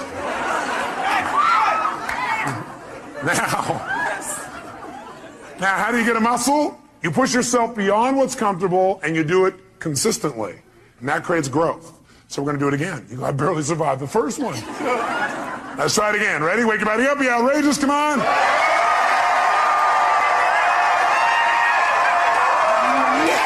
Yes! Yes! Yes! Yes! Yes! Yes!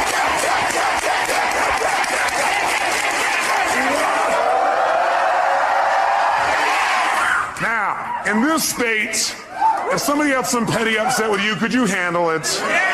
Great. Then get a bouncing hug from the person next to you and grab a seat.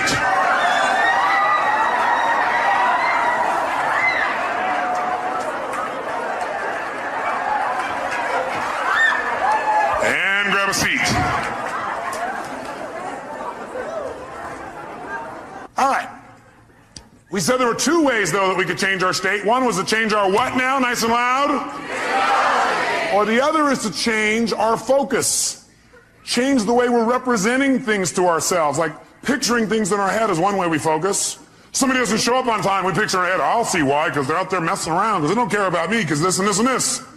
Another way we focus is by what we say to ourselves. We represent, oh, well, they're not doing it probably because they don't really love me. We talk to ourselves in certain ways. We get all these negative feelings. But if we change what we focus on, we change what we feel. If you think of something you're afraid of and you focus on it, will you feel it? You bet.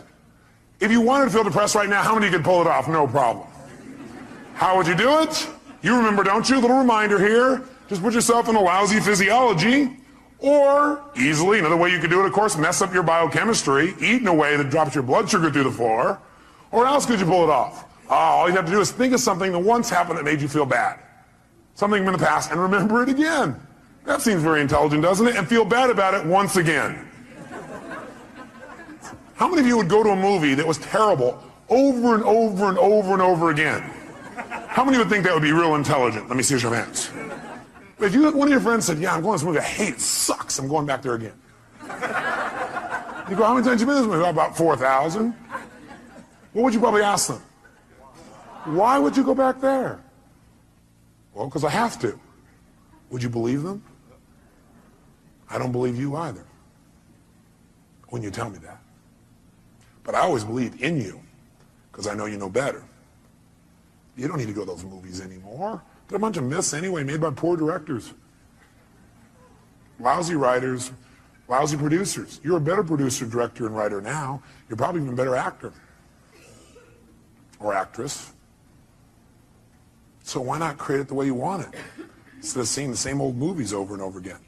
Most producers I know don't sit and watch their worst movies over and over and over again and feel bad about them again. What the most of them do is they go, that was part of my learning experience. Time to move on. How else could you feel bad, by the way? You could do it currently, couldn't you? All you have to do is think of something you think you've lost that maybe hasn't even happened. Right? Or think of something that you want but you're not getting right now and feel bad about it. Or you could think of something that hasn't even happened yet and feel bad about it in advance. Couldn't you do that? Like, oh my God, and focus on what if this happens? Oh God, feels terrible, oh gosh. Remember, a coward dies 1,000 deaths. A courageous man or woman only once.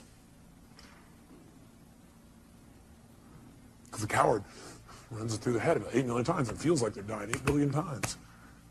If you have any faith, any courage, then if it really ever does happen, you'll just deal with it once. You feel the pain only one time instead of stacked over and over and over and over again. If you want to feel good, could you do that? Sure. Would a producer go back to some of their best movies and see them again, do you think? Yes or no? Would they even share some of those movies with their friends? You know what some people do? Some people actually take the worst movies of the past and go share them with their friends, their worst movies. Tell them all about all the gory details of it. And the friend goes, yeah, that's really great. Yeah. But see, a real great producer director shows them their current films, shows them some examples of films that are about to come called previews. Previews are rather exciting usually. Or they show them the best films of their past and share those with them so that people get to enjoy more of their life. Maybe even learn something. Who knows? But you could remember something that once happened that was great, feel good about it. You could think of something right now that you could feel great about, or you could think of something that hasn't even happened yet and feel good about it in advance.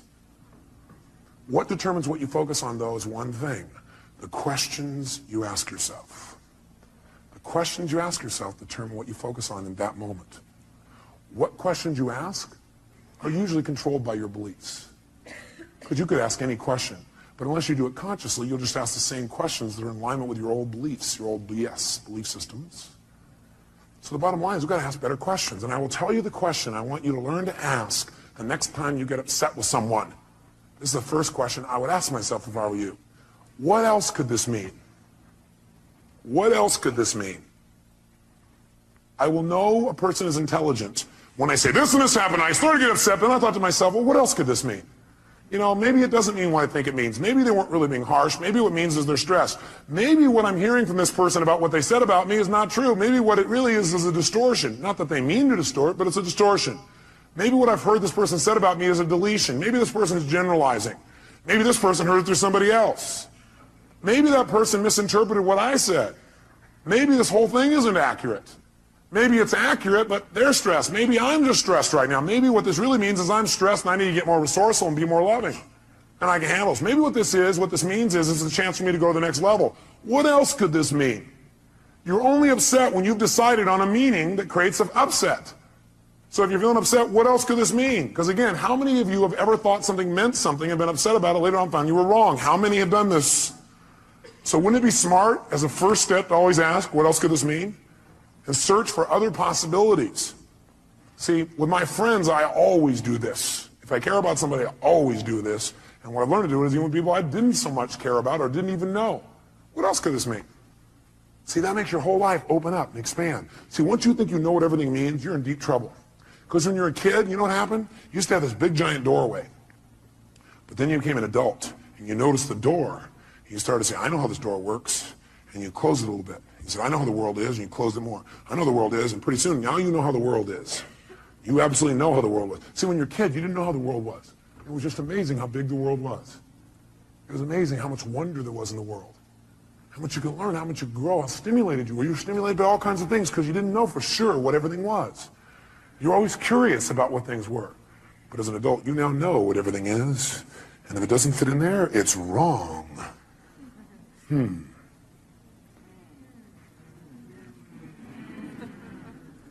want to open our door back open by saying, well, yeah, but what else could it mean? What else could it mean? What else could it mean? What else could it mean? What else could it mean? Feel a little freer. The other question I tend to ask myself is, do I know everything there is to know about this? Do I know everything there is to know about this? Somebody says something to you, they're really upset with you, or somebody raises their voice. That means they hate me. What else could it mean? Well, it could mean they're stressed. Could mean they don't understand. Could mean they don't even realize they're yelling.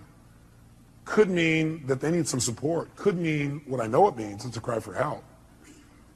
Could mean that I'm oversensitive right now. Could mean that I react to voice tonality instead of real feelings. Could mean nothing. Could just be something that came and went. Do I know everything there is to know about this? No, I don't know everything there is to know about this. I mean, there's all kinds of things that could be going on. I don't know. Opens your world again. We're going to teach you to do this in a format that makes sense. Now, the thing that happens, though, if we want to be able to really take control of our meaning is we got to pay attention to our emotions. So in your notes, write down emotions Under emotions, in fact, you might want to write the word negative emotions. Negative emotions. Negative emotions. And then as soon as you write it down, cross it out. The word negative, anyway. What are some of your negative emotions? Tell me what they are. Fear, what else? Pardon me? Hate, what else? Anger, what else? Guilt, what else? Worry, what else? Upset, guilt, what else? Frustration. I got a question for you. Are they really negative? I'm here to tell you there's no way they're negative. Every emotion you've ever had in your life serves a purpose. The reason it's negative is you've been calling it negative instead of getting the message it's been trying to give you. Every emotion you have, including those you think of as negative, those ones you call negative emotions, I call them emotional messages. I also call them calls to action. All those negative emotions, as you used to label them, are really a call to action. Fear is a call to action. By the way, do you feel that call to action in your body when you're afraid? Yes or no? Does your adrenaline start pumping? Your whole system start gearing up? Emotions are a call to action. And the call to action says one of two things has to happen in that call to action. It's a message. Every emotion is a message. A call to action. And the action and the message it's trying to give you is that you need to change either, number one, your perception of this, or number two, your current actions. Every negative emotion you've ever felt is not negative. Now, you may be overusing them, I'll agree with you. You may be indulging in them, I agree with you.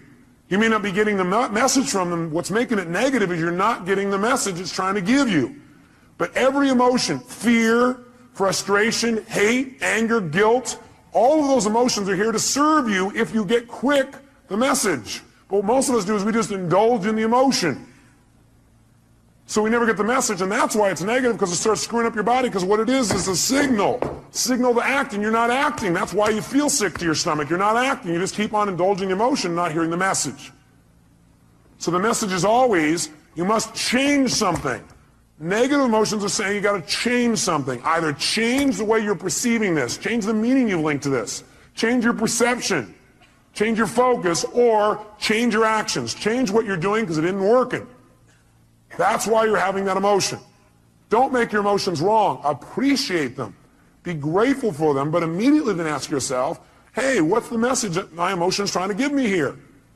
What do I need to change? My perception or my actions? Does this make sense? Yes, no? So then, how do we make use of it? Well, first of all, notice this. How do most of us deal with our emotions? Well, most of us deal with our emotions by suppressing them. In fact, before you write that down, actually, I put over here 4 ways to deal with emotions. 4 ways to deal with emotions. I think the number one way most people deal with their emotions is they try to avoid them. By the way, how effective is that? No. You might do it for a moment or two, but most people, they just try to avoid feeling. Isn't that true? People who don't like to feel negative feelings are so afraid of negative feelings, they try not to feel any feelings. Now, if you don't feel any feelings, you really are going to have some pain. Because that's what life is for. Life, part of the juice of life is expressing and feeling. But sometimes people have had so much pain, they say, I don't want to feel anything. It never works, because eventually it comes out anyway. And then you feel bad about never having felt bad. You feel bad about the fact you didn't feel good. You have a sense of loss because you didn't feel things. Second way people try and deal with their emotions is they endure them. They're going to grunt it out. I'm going to endure these. I'm going to make it through this. I'll hang on to this. And again, this doesn't work. Now, they may try and disassociate after a while here again, or they may try and suppress the emotion. I'll just endure it. I'll just keep pushing it down, and I'll make it through it. I'll just endure it. That doesn't make it better either. Third way, what some people do, I don't know if you've ever seen this happen. I'm sure you've never done this. People compete to see who feels the worst. Some people do is they keep track of their emotions so they can share them with other people and compete. So somebody says, oh man, I feel like hell. Oh, you feel like hell. Let me tell you how I feel. You think you got a problem. Let me tell you my problem. You think you got the biggest problem. Check out my problem. It stands out to here. And people sit there and try and argue about who's got the worst problem. Right? Or the fourth thing that I don't have up there that I'd say, the fourth thing that people do is try and share their pain. Share their problem. They think, oh, I can get rid of my emotion by sharing it with others.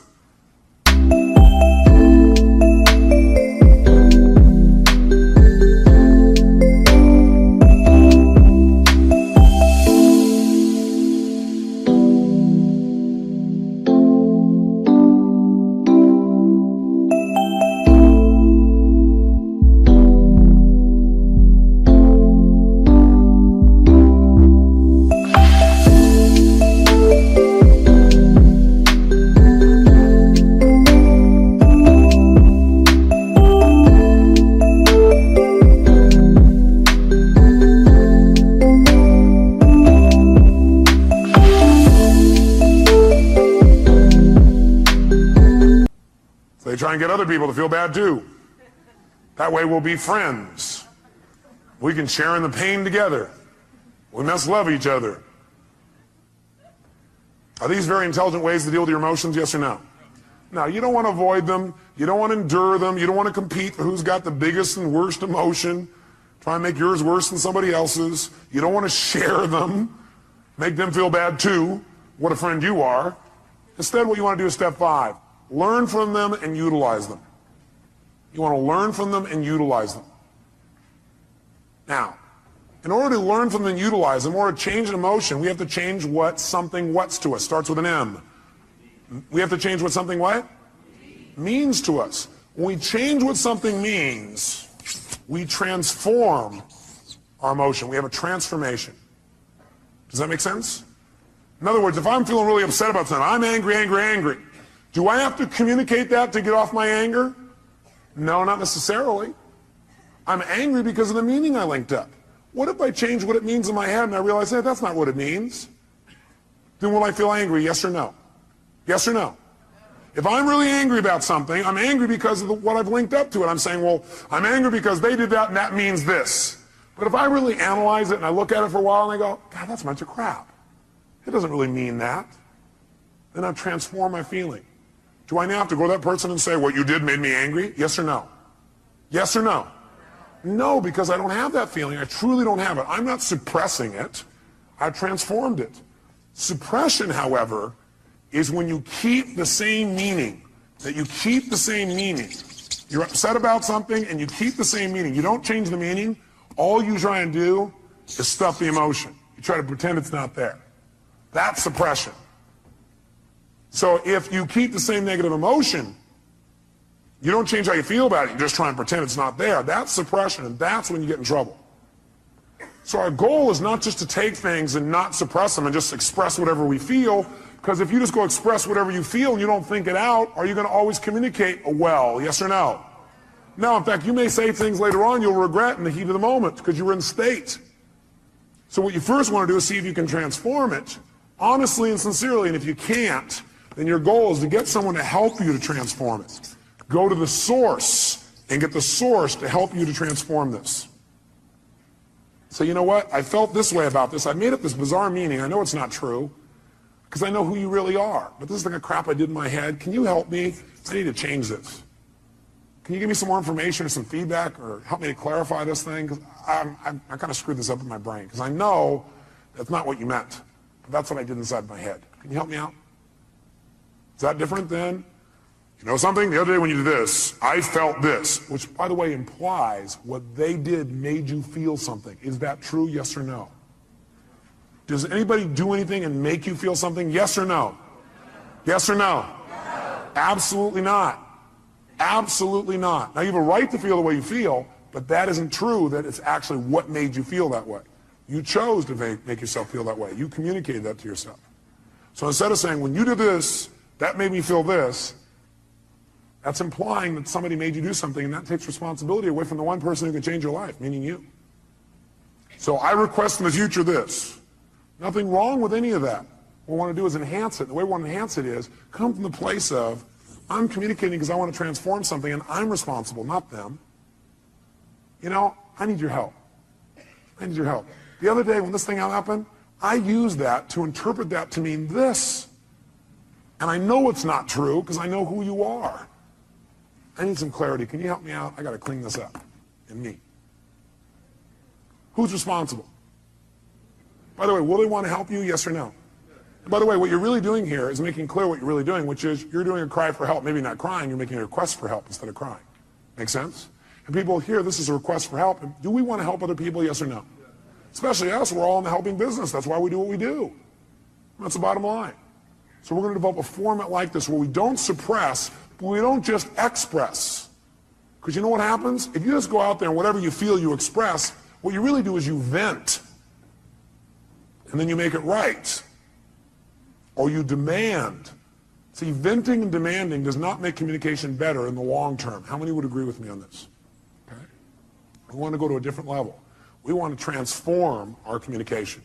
We want to transform what things mean to us.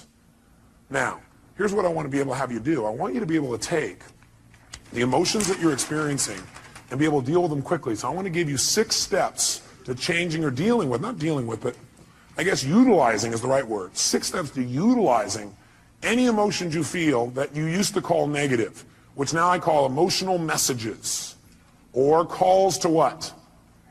Calls to action. Whenever you're feeling a negative emotion, which we're now going to call emotional messages, it's a call to action, and it's saying you need to change something. What do you need to change? 1 of 2 things. Repeat back. What are they? Change either number 1, your what? No, well, you could change your physiology, but if you are getting feedback right now, you're getting a negative emotion, that negative emotion is a message. It's saying you got to change either your perception or your actions. And your actions could be the way you're using your body or your focus or whatever. Change your perception or your actions. Now here's what happens when you get a negative emotion or now an emotional message. Number 1, you want to identify what the emotion is. So you're starting to feel negative things. You want to identify what is the emotion. Now when you identify the emotion, what the emotion is, like you're really upset. Ask yourself, well, what am I really feeling? Underneath this, you might write down the question, what am I really feeling? What am I really feeling?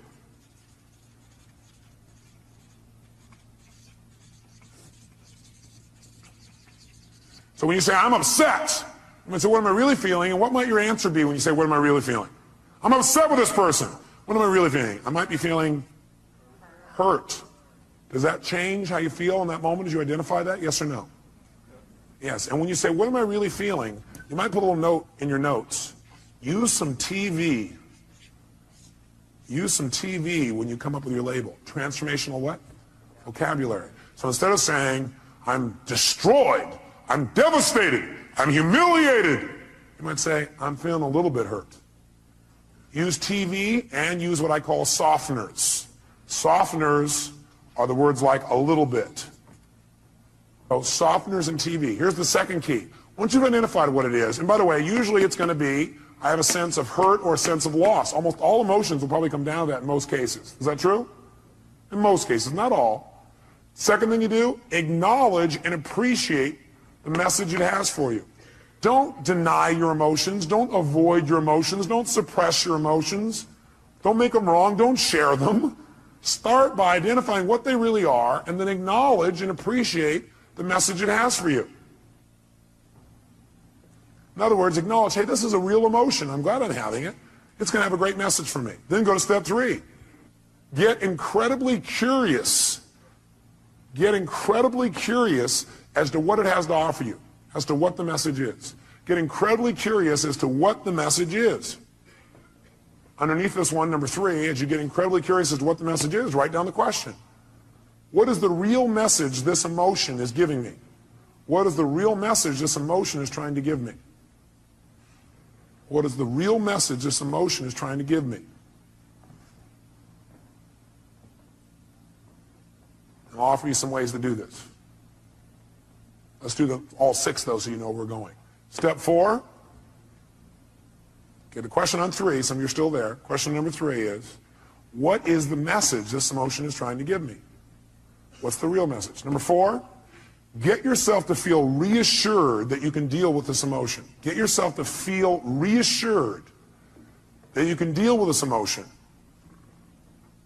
See, a lot of times the stress is, oh my God, how am I going to deal with this? So get yourself reassured you can deal with emotion. And the way you do that is remember a time when you've dealt with this emotion successfully in the past. Remember a time when you've dealt with this emotion successfully in the past. So if all of a sudden you start to feel depressed, that's a pretty negative feeling. I, first of all, would not call it depression. I'd say a little bit down. But the first thing you do is you go, okay, I'm feeling this terrible feeling. I start to feel depressed. Well, what am I really feeling? Well, I'm really just feeling a little bit down. Okay, great. You know what? That's great. I appreciate it. That's a message. I need to get curious. What is that message? What's the message this thing's trying to give me? And what depression's message usually is, by the way, is you need to reset your priorities. That you don't feel like you're in control. That you got too many things going at once. You feel out of control when you're depressed. So what you have to do is set some priorities and go do the first one on your list. That's what the message is telling you. You feel out of control. The way to get in control, reset your priorities and go do one thing and complete it. The minute you do, your self-esteem will go right back up. So that's the message. So what's the message it's offering me? And by the way, I'm going to teach you the 9 most powerful emotions that you probably experience, what their messages are. So you won't have to wonder about this. You'll know what they are. Step 4, get yourself to feel reassured by remembering times when you've dealt with this in the past. Have you ever felt a little bit down before, what you used to call depressed? How many have ever felt that way in the past? Let me see your hands. How many have dealt with it? Let me see your hands. Great. If you remember that, 2 things happen. You're going to feel reassured you can deal with it, plus you're going to remember how you did it, which means you can use what you did in the past to change it right now. Why wait? Most of us forget the best parts of our past, which is how we dealt with things and turned them around. We just remember the negative feelings. That's kind of weird. Maybe we need to manage our memories better. Remember the things that have resources for us and forget the things that don't. Number 5, get certain that you can handle anything like this in the future. Get certain. Not only can you deal with the emotion you have right now, but what you should do is use this as an opportunity to be certain for yourself. Get yourself certain. If it ever happens in the future, I'll handle this emotion quicker and easier. Get certain that you can handle anything like this in the future by rehearsing yourself dealing with it in the future. In other words, think of a time in the future where this depression could have come up and see yourself, feel yourself rehearsing again. Use this as a tool of empowerment. So you remember a time when you were depressed before, you a little bit down, you turned it around. It took you a while, but you turned it around. You remember what you did. Oh, I dealt with this before, I can deal with it again. And then you say, let me take this opportunity to get certain that I can handle this if it ever came up in the future. And the way I'm going to do that, I'm going to sit down right now, and I'm going to think of, okay, what kind of things might happen in the future? I might get depressed. Well, I might expect something didn't work, feel bad about it. Let me think of a time like that. Okay, let me see myself, hear myself, feel myself deal with it. You see, hear, and feel yourself dealing with it easily. And you do this 2, 3, or 4 times. If you keep doing it 2, 3, or 4 times, then in the future when it comes up, guess what your brain will do? Your brain will go, oh, I can handle this. I'm already prepared. How many are following the logic of this? Let me see your hands. Okay? So get certain you can deal with it in the future by rehearsing. And by the way, remember this. You might want to put this in your notes. Your brain cannot tell the difference between something you vividly imagine and something you actually experience. Your brain cannot tell the difference between something you vividly imagine, where you see it, you hear it, you feel it, you taste it, you touch it, you smell it in your mind, and something that actually occurs. If you doubt this, have you ever had a dream where it was so real you had every physical response to it? How many have had a dream like that? Okay, you can have a dream anytime you want, even while you're awake. All you have to do is rehearse something in your mind enough times, vividly enough, and it's real. If you over and over again rehearse yourself dealing with emotion easily, then it's real. Next time it comes up, you've already got the programming. You already have the resources to turn it around in a heartbeat. Then this emotional message, it's dealt with for the future, not just for today. And the 6th step, take action and change your life. Whatever the message is, take the action that you need to take and change your life. Do something. Doing something always will change how you feel. You feel bad because you're not doing anything. And by the way, you'll continue to feel bad until you do something to change. So you do anything, it'll improve you and move you in the direction you want to go. So let's take another example. What's another negative emotion you feel? Let's hear an example of one you felt recently. Somebody raise your hand. Rejection. So what's the first step when you think you're feeling rejection? What's step number 1? Come on, guys, what is it? Identify it. Specifically, identify what the emotion really is. Let's call it that. Identify what the emotion really is. Identify what the emotion really is. So you ask yourself, what am I really feeling? So a person said rejection. What were you really feeling? Shh, no, let him answer. That's your answer. His answer was disappointment. Is that different than rejection, yes or no? Yes or no? Yes, and by the way, when he realizes he's just disappointed, it's not as intense as rejection, is it? What happened with one question? His pain just dropped. Still painful probably, but not anywhere near as intense. Am I false or true on that? Okay, great. Now, so he's disappointed. Great, so now he knows when he realizes he's disappointed, he might even add some TV or a softener here. And the softener might be, he might say, I was a what? A little bit disappointed. Well, I'm a little bit disappointed. Okay, that makes it even less. Now what does he do? Number 2, does he make himself wrong for feeling that way? Yes or no? Yes or no? What does he do? He needs to acknowledge and what else? Appreciate the fact that he's getting a very valuable message. And it's a message he needs to change something. He needs to either change his perception about it so he's no longer disappointed, or he needs to change his actions so he doesn't be disappointed now or in the future. Step 3, what does he need to do? Get incredibly what? Like a little kid? What? Curious. When we're curious, do we learn things more? Do we learn better when we're curious? You bet. So he needs to get incredibly curious about what this message has to offer him.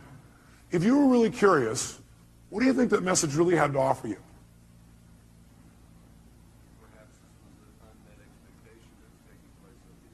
Perhaps this was just an unmet expectation that was taking place up here and it wasn't even reality. What's happening to his level of emotional intensity right now? How many see that it's dropping? Can you see that? Okay, it's dropping right out. You go, great. Can you remember a time, next step is get himself what? What? Great. And the way to do that is get him to what? Remember a time when he's dealt with it. Have you ever been disappointed before and dealt with it? Can you remember a specific time? And you turned it around, made it good? Can you remember a specific one?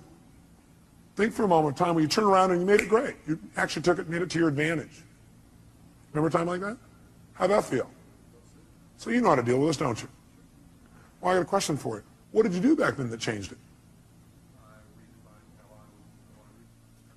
He redefined the terms he was going to use. He changed his perception or his rules. Great. How'd that feel when you resolved it? So great. So when he goes to reassure this, two things happen in the reassurance.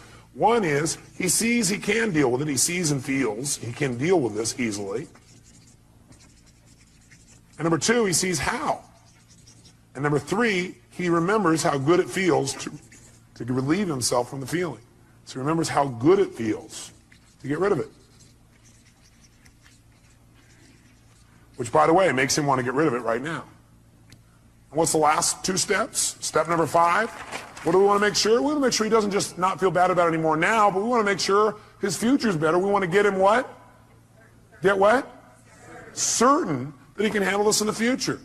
So he probably feels pretty certain right now, but you know what I'd like you to do? I'd like you to think some other area in your life where possibly in life you could have gotten disappointed in the future.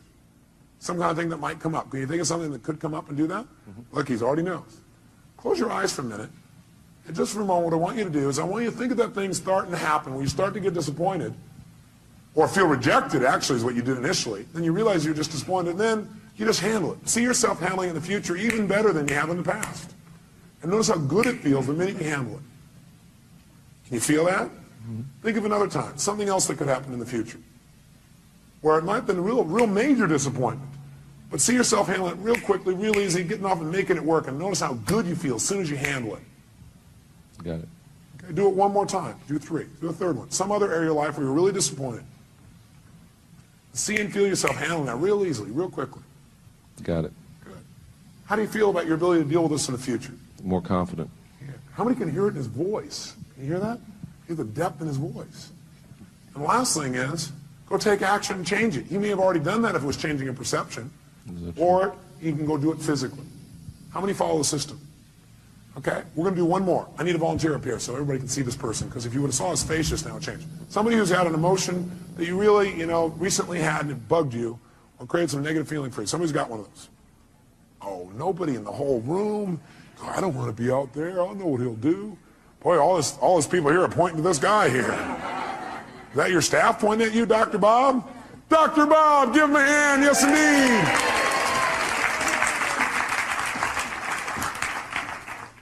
Great. Here you go, sir. He's going to reward you guys for this later. He probably will, actually. That's right. Dr. Bob, what's a negative message, a negative feeling that you've had recently that you'd like to change, you really are committed to changing, but it's been bugging you? Disappointment and rejection. Disappointment and rejection. Well, it seems a lot of that's going around. Must be catchy. It's the rejection virus. People are spreading it. Okay, well, which one would you like to deal with? Or are they tied together? Well, actually, it's probably... What question did he just ask? For him to say, actually, it's, he's already done step 1. What's the question he just asked? For him to already say, actually, it's, what did he ask? He first of all started to identify what the feeling really was, didn't he? And the question he asked is, what am I really what? Feeling. What are you really feeling? Anger. Anger. What's that really? Well, what that really is I was angry because I felt rejected. Okay. And I was really disappointed about what happened, the circumstance. So what's he done? He's managed to stack his negative emotions one on top of another. And by the way, this is unique to Dr. Bob. Nobody else you know does this, do they? But what are you really feeling? All that stuff, what's behind all that stuff? You just really feel what? Rejected. Rejected. Disappointed. I mean, it was discounted by... Does he look like a computer that keeps running the same program over and over again? He said, reject, disappointed. He's running right back through the thing. Do you feel hurt? Yes, yeah. Do you feel rejected or do you feel hurt? I feel hurt. Do you feel disappointed or do you feel hurt?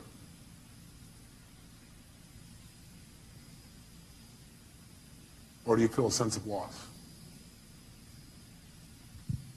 A sense of loss. Do you feel rejected or do you feel a sense of loss? Sense of loss.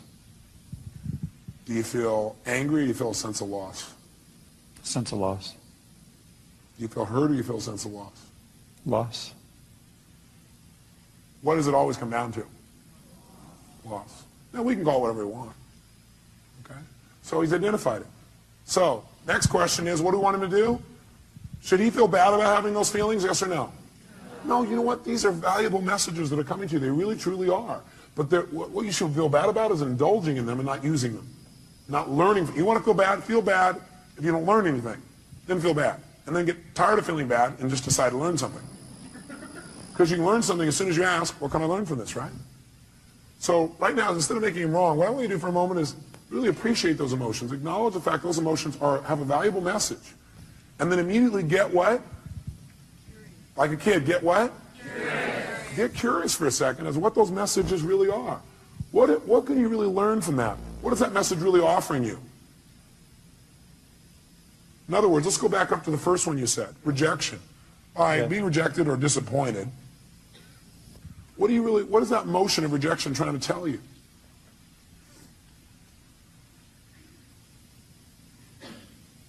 The relationship's important. Love's important. It's telling him that relationship's important, that love is really important to him.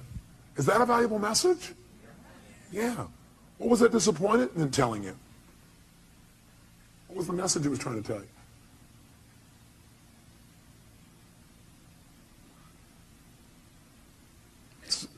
Now, a person may say, I don't know. If you did know and it had a positive message, it's always telling you to change something. Mm-hmm. It's telling you to change your perception about something, or it's telling you to change your actions. So what is that emotion of disappointment telling you? To change what? What do you need to change? How I love. How he loves. Very interesting. In what way do you need to change how you love? How it's communicated, shown. How it's communicated and shown. Mm-hmm. How do you need to communicate and show your love more effectively?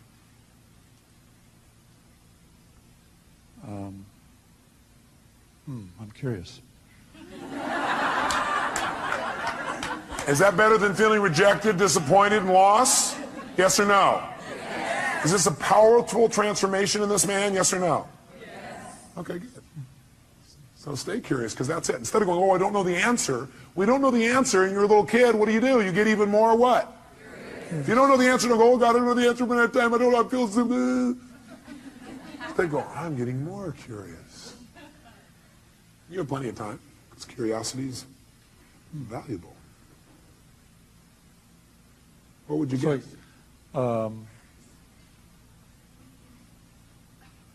Need to be more,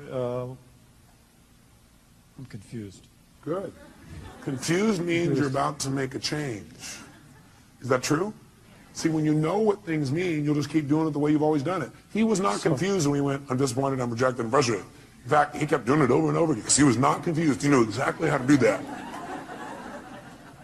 Now he's confused. His little brain's going, this little computer program's not working the same way. So, So the question to always help him out with is, what do you need to change in order to no longer feel this? You need to change your perception or your actions or both. And what do you need to change about your perceptions? What do you need to change about your actions? You might want to write that down, but go ahead. So my action should be different. I mean, Okay. if what I did didn't work, I need to try something else. That's right. So I need to communicate that differently or behave differently. Okay. How many hear what he just said? Did you understand what he said?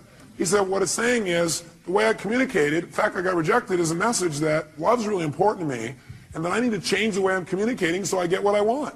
Because obviously it didn't work, so I got to change my approach. Is that true? Is that different than I'm not worth?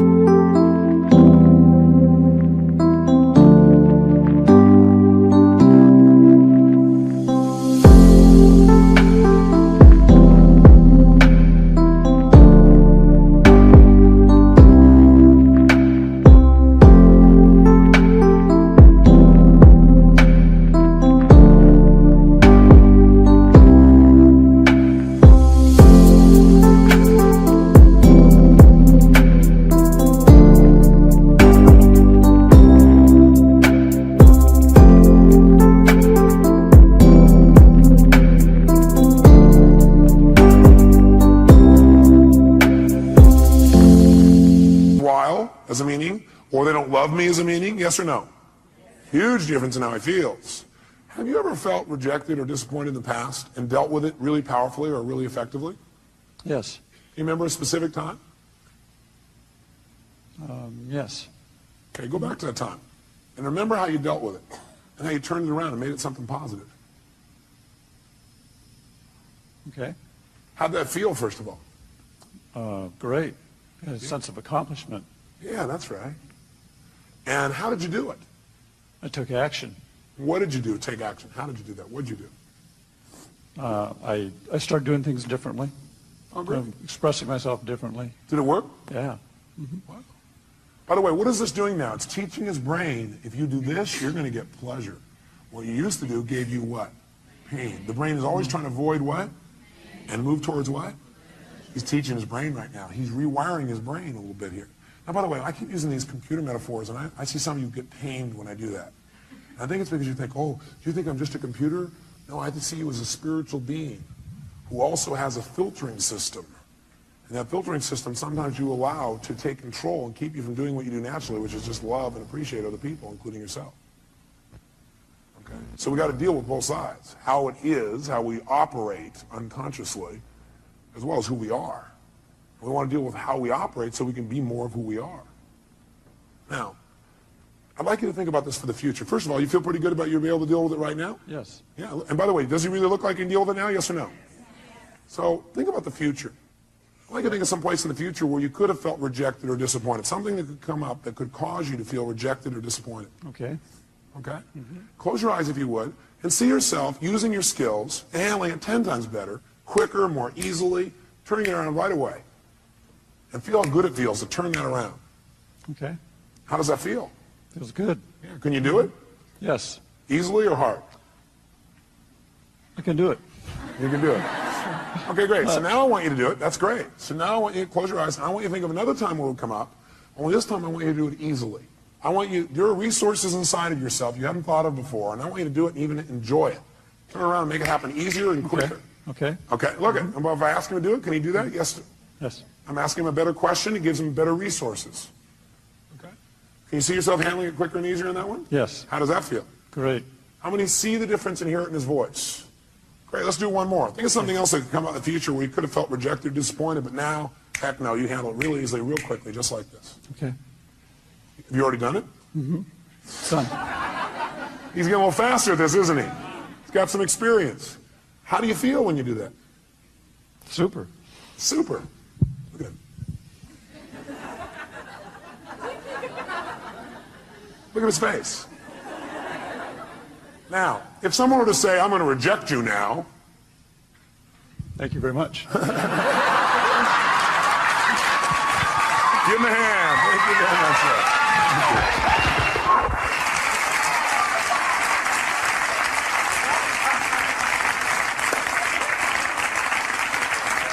So, I want you to try this. Let me help you another step.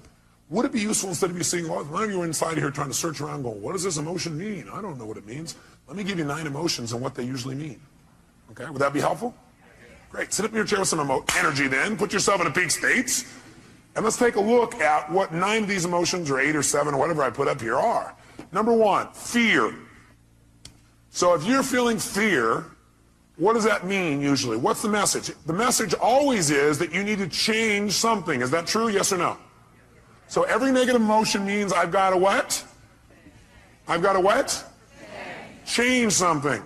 Either my perception or what I'm doing. Fear means that you got to prepare for something. You're afraid because your brain's saying message is prepare. Change what you're doing and get more prepared. Prepare for something that's going to happen so you're better prepared for it physically. Now sometimes we just indulge in the emotion and we stay in the fear and we really are prepared. For example, let's say you're going to get up to speak in front of a group and you're prepared but you still have fear. It's because you got the message, you did the work, but you didn't shut the emotion off and say, you know, I am prepared. No reason to be afraid anymore. I'm ready. I'm ready. You never told your brain, it's okay. You don't have to give me the message anymore. I've done my work. Okay? So it's saying you need to prepare for something. Maybe it's a physical challenge. Maybe it's preparing for some loss that may be coming up. Something's about to come up and you need to be prepared for it. Okay? Just get prepared. But once you get prepared, get off it. Let your brain know, okay, I am prepared. Move on. Focus on what you want now. What's hurt? Hurt usually is telling you an expectation you had has not been met. Just telling you, hey, you have this expectation, it's not met.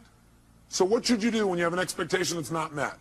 You should focus on what you do want now. Write down your notes. Focus on what you do want now.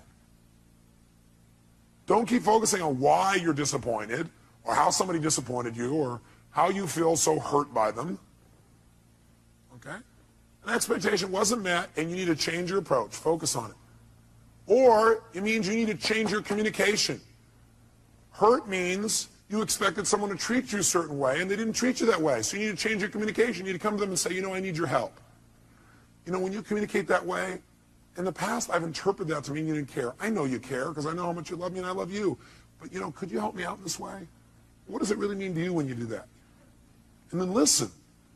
Say, you know, in the future, I'd really appreciate it if you do it this way instead. Would that work for you? Would you be willing to do that? Okay, great. Fantastic.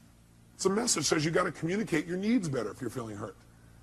Hurt means I need to communicate my needs better. Or hurt also means I need to meet someone else's needs. So you feel hurt because you need to meet their needs. That's why they didn't meet yours. Either you're not meeting their needs or you're not communicating how to have your needs be met. Or you have an expectation, you need to move on. This is not going to work out, so we're focused on what will. Third, anger. Anger is a message that says you have a major rule that's been violated. When you're angry, you have a rule that's been violated. We all have rules about how things must be and how they should be. And boy, some rules, if somebody violates some of our rules, man, we really get angry, don't we? By the way, you may also be angry because you violated your own rules. Is that true? Yeah, you're not doing what you believe you must do, and you get angry with yourself. And sometimes when we get angry with ourselves, we spread that out towards somebody else, find somebody to lay blame on. 4, frustration. Frustration is a message that what you're doing isn't working, and that you need to what? Change. If you're frustrated, it means you still can succeed, but you got to change. If you're frustrated, it says, God, something's here and you know you could succeed, and you're frustrated because what you're doing isn't working. Change, and you can still get what you want. Flex. Disappointment. Disappointment's a message, again, that you expected something to happen, it's not going to. So immediately focus on what you want now. Focus on what you want now. It's a message that you have to get off it. You need to let go of something and move on and focus on what you want now. Guilt. Guilt is a powerful emotion if it's not abused and overused and indulged in. Any of these emotions are lousy if you indulge in them. Would you agree with me on that? Sit there and indulge in your fear and your hurt and your anger. Indulging means you keep focusing on the feeling instead of getting the message and moving on and learning. Guilt, though, can be valuable. It's telling you you have violated one of your own standards, and you need to do something immediately to be certain you won't do this again. You're having that pain of guilt because your brain is saying you just violated one of your most important standards of your life. You violated one of your own values. And you're going to keep getting this pain until you make yourself certain you're not going to do this again.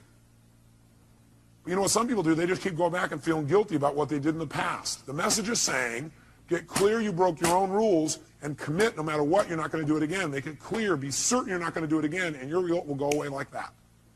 Because that's the purpose of guilt, to make sure you don't violate your standards and make sure you do it well in the future. Could your standards be unreasonable? You bet. There's a woman in this room I heard about it was feeling guilty because last night she came here and she wasn't with her kids on Halloween. Oh my God. Can you believe that? Let's all look at that person. I don't know where they are. Let's pretend we can see them and give them dirty looks. How dare you? Come on, everybody turn the person in. How dare you?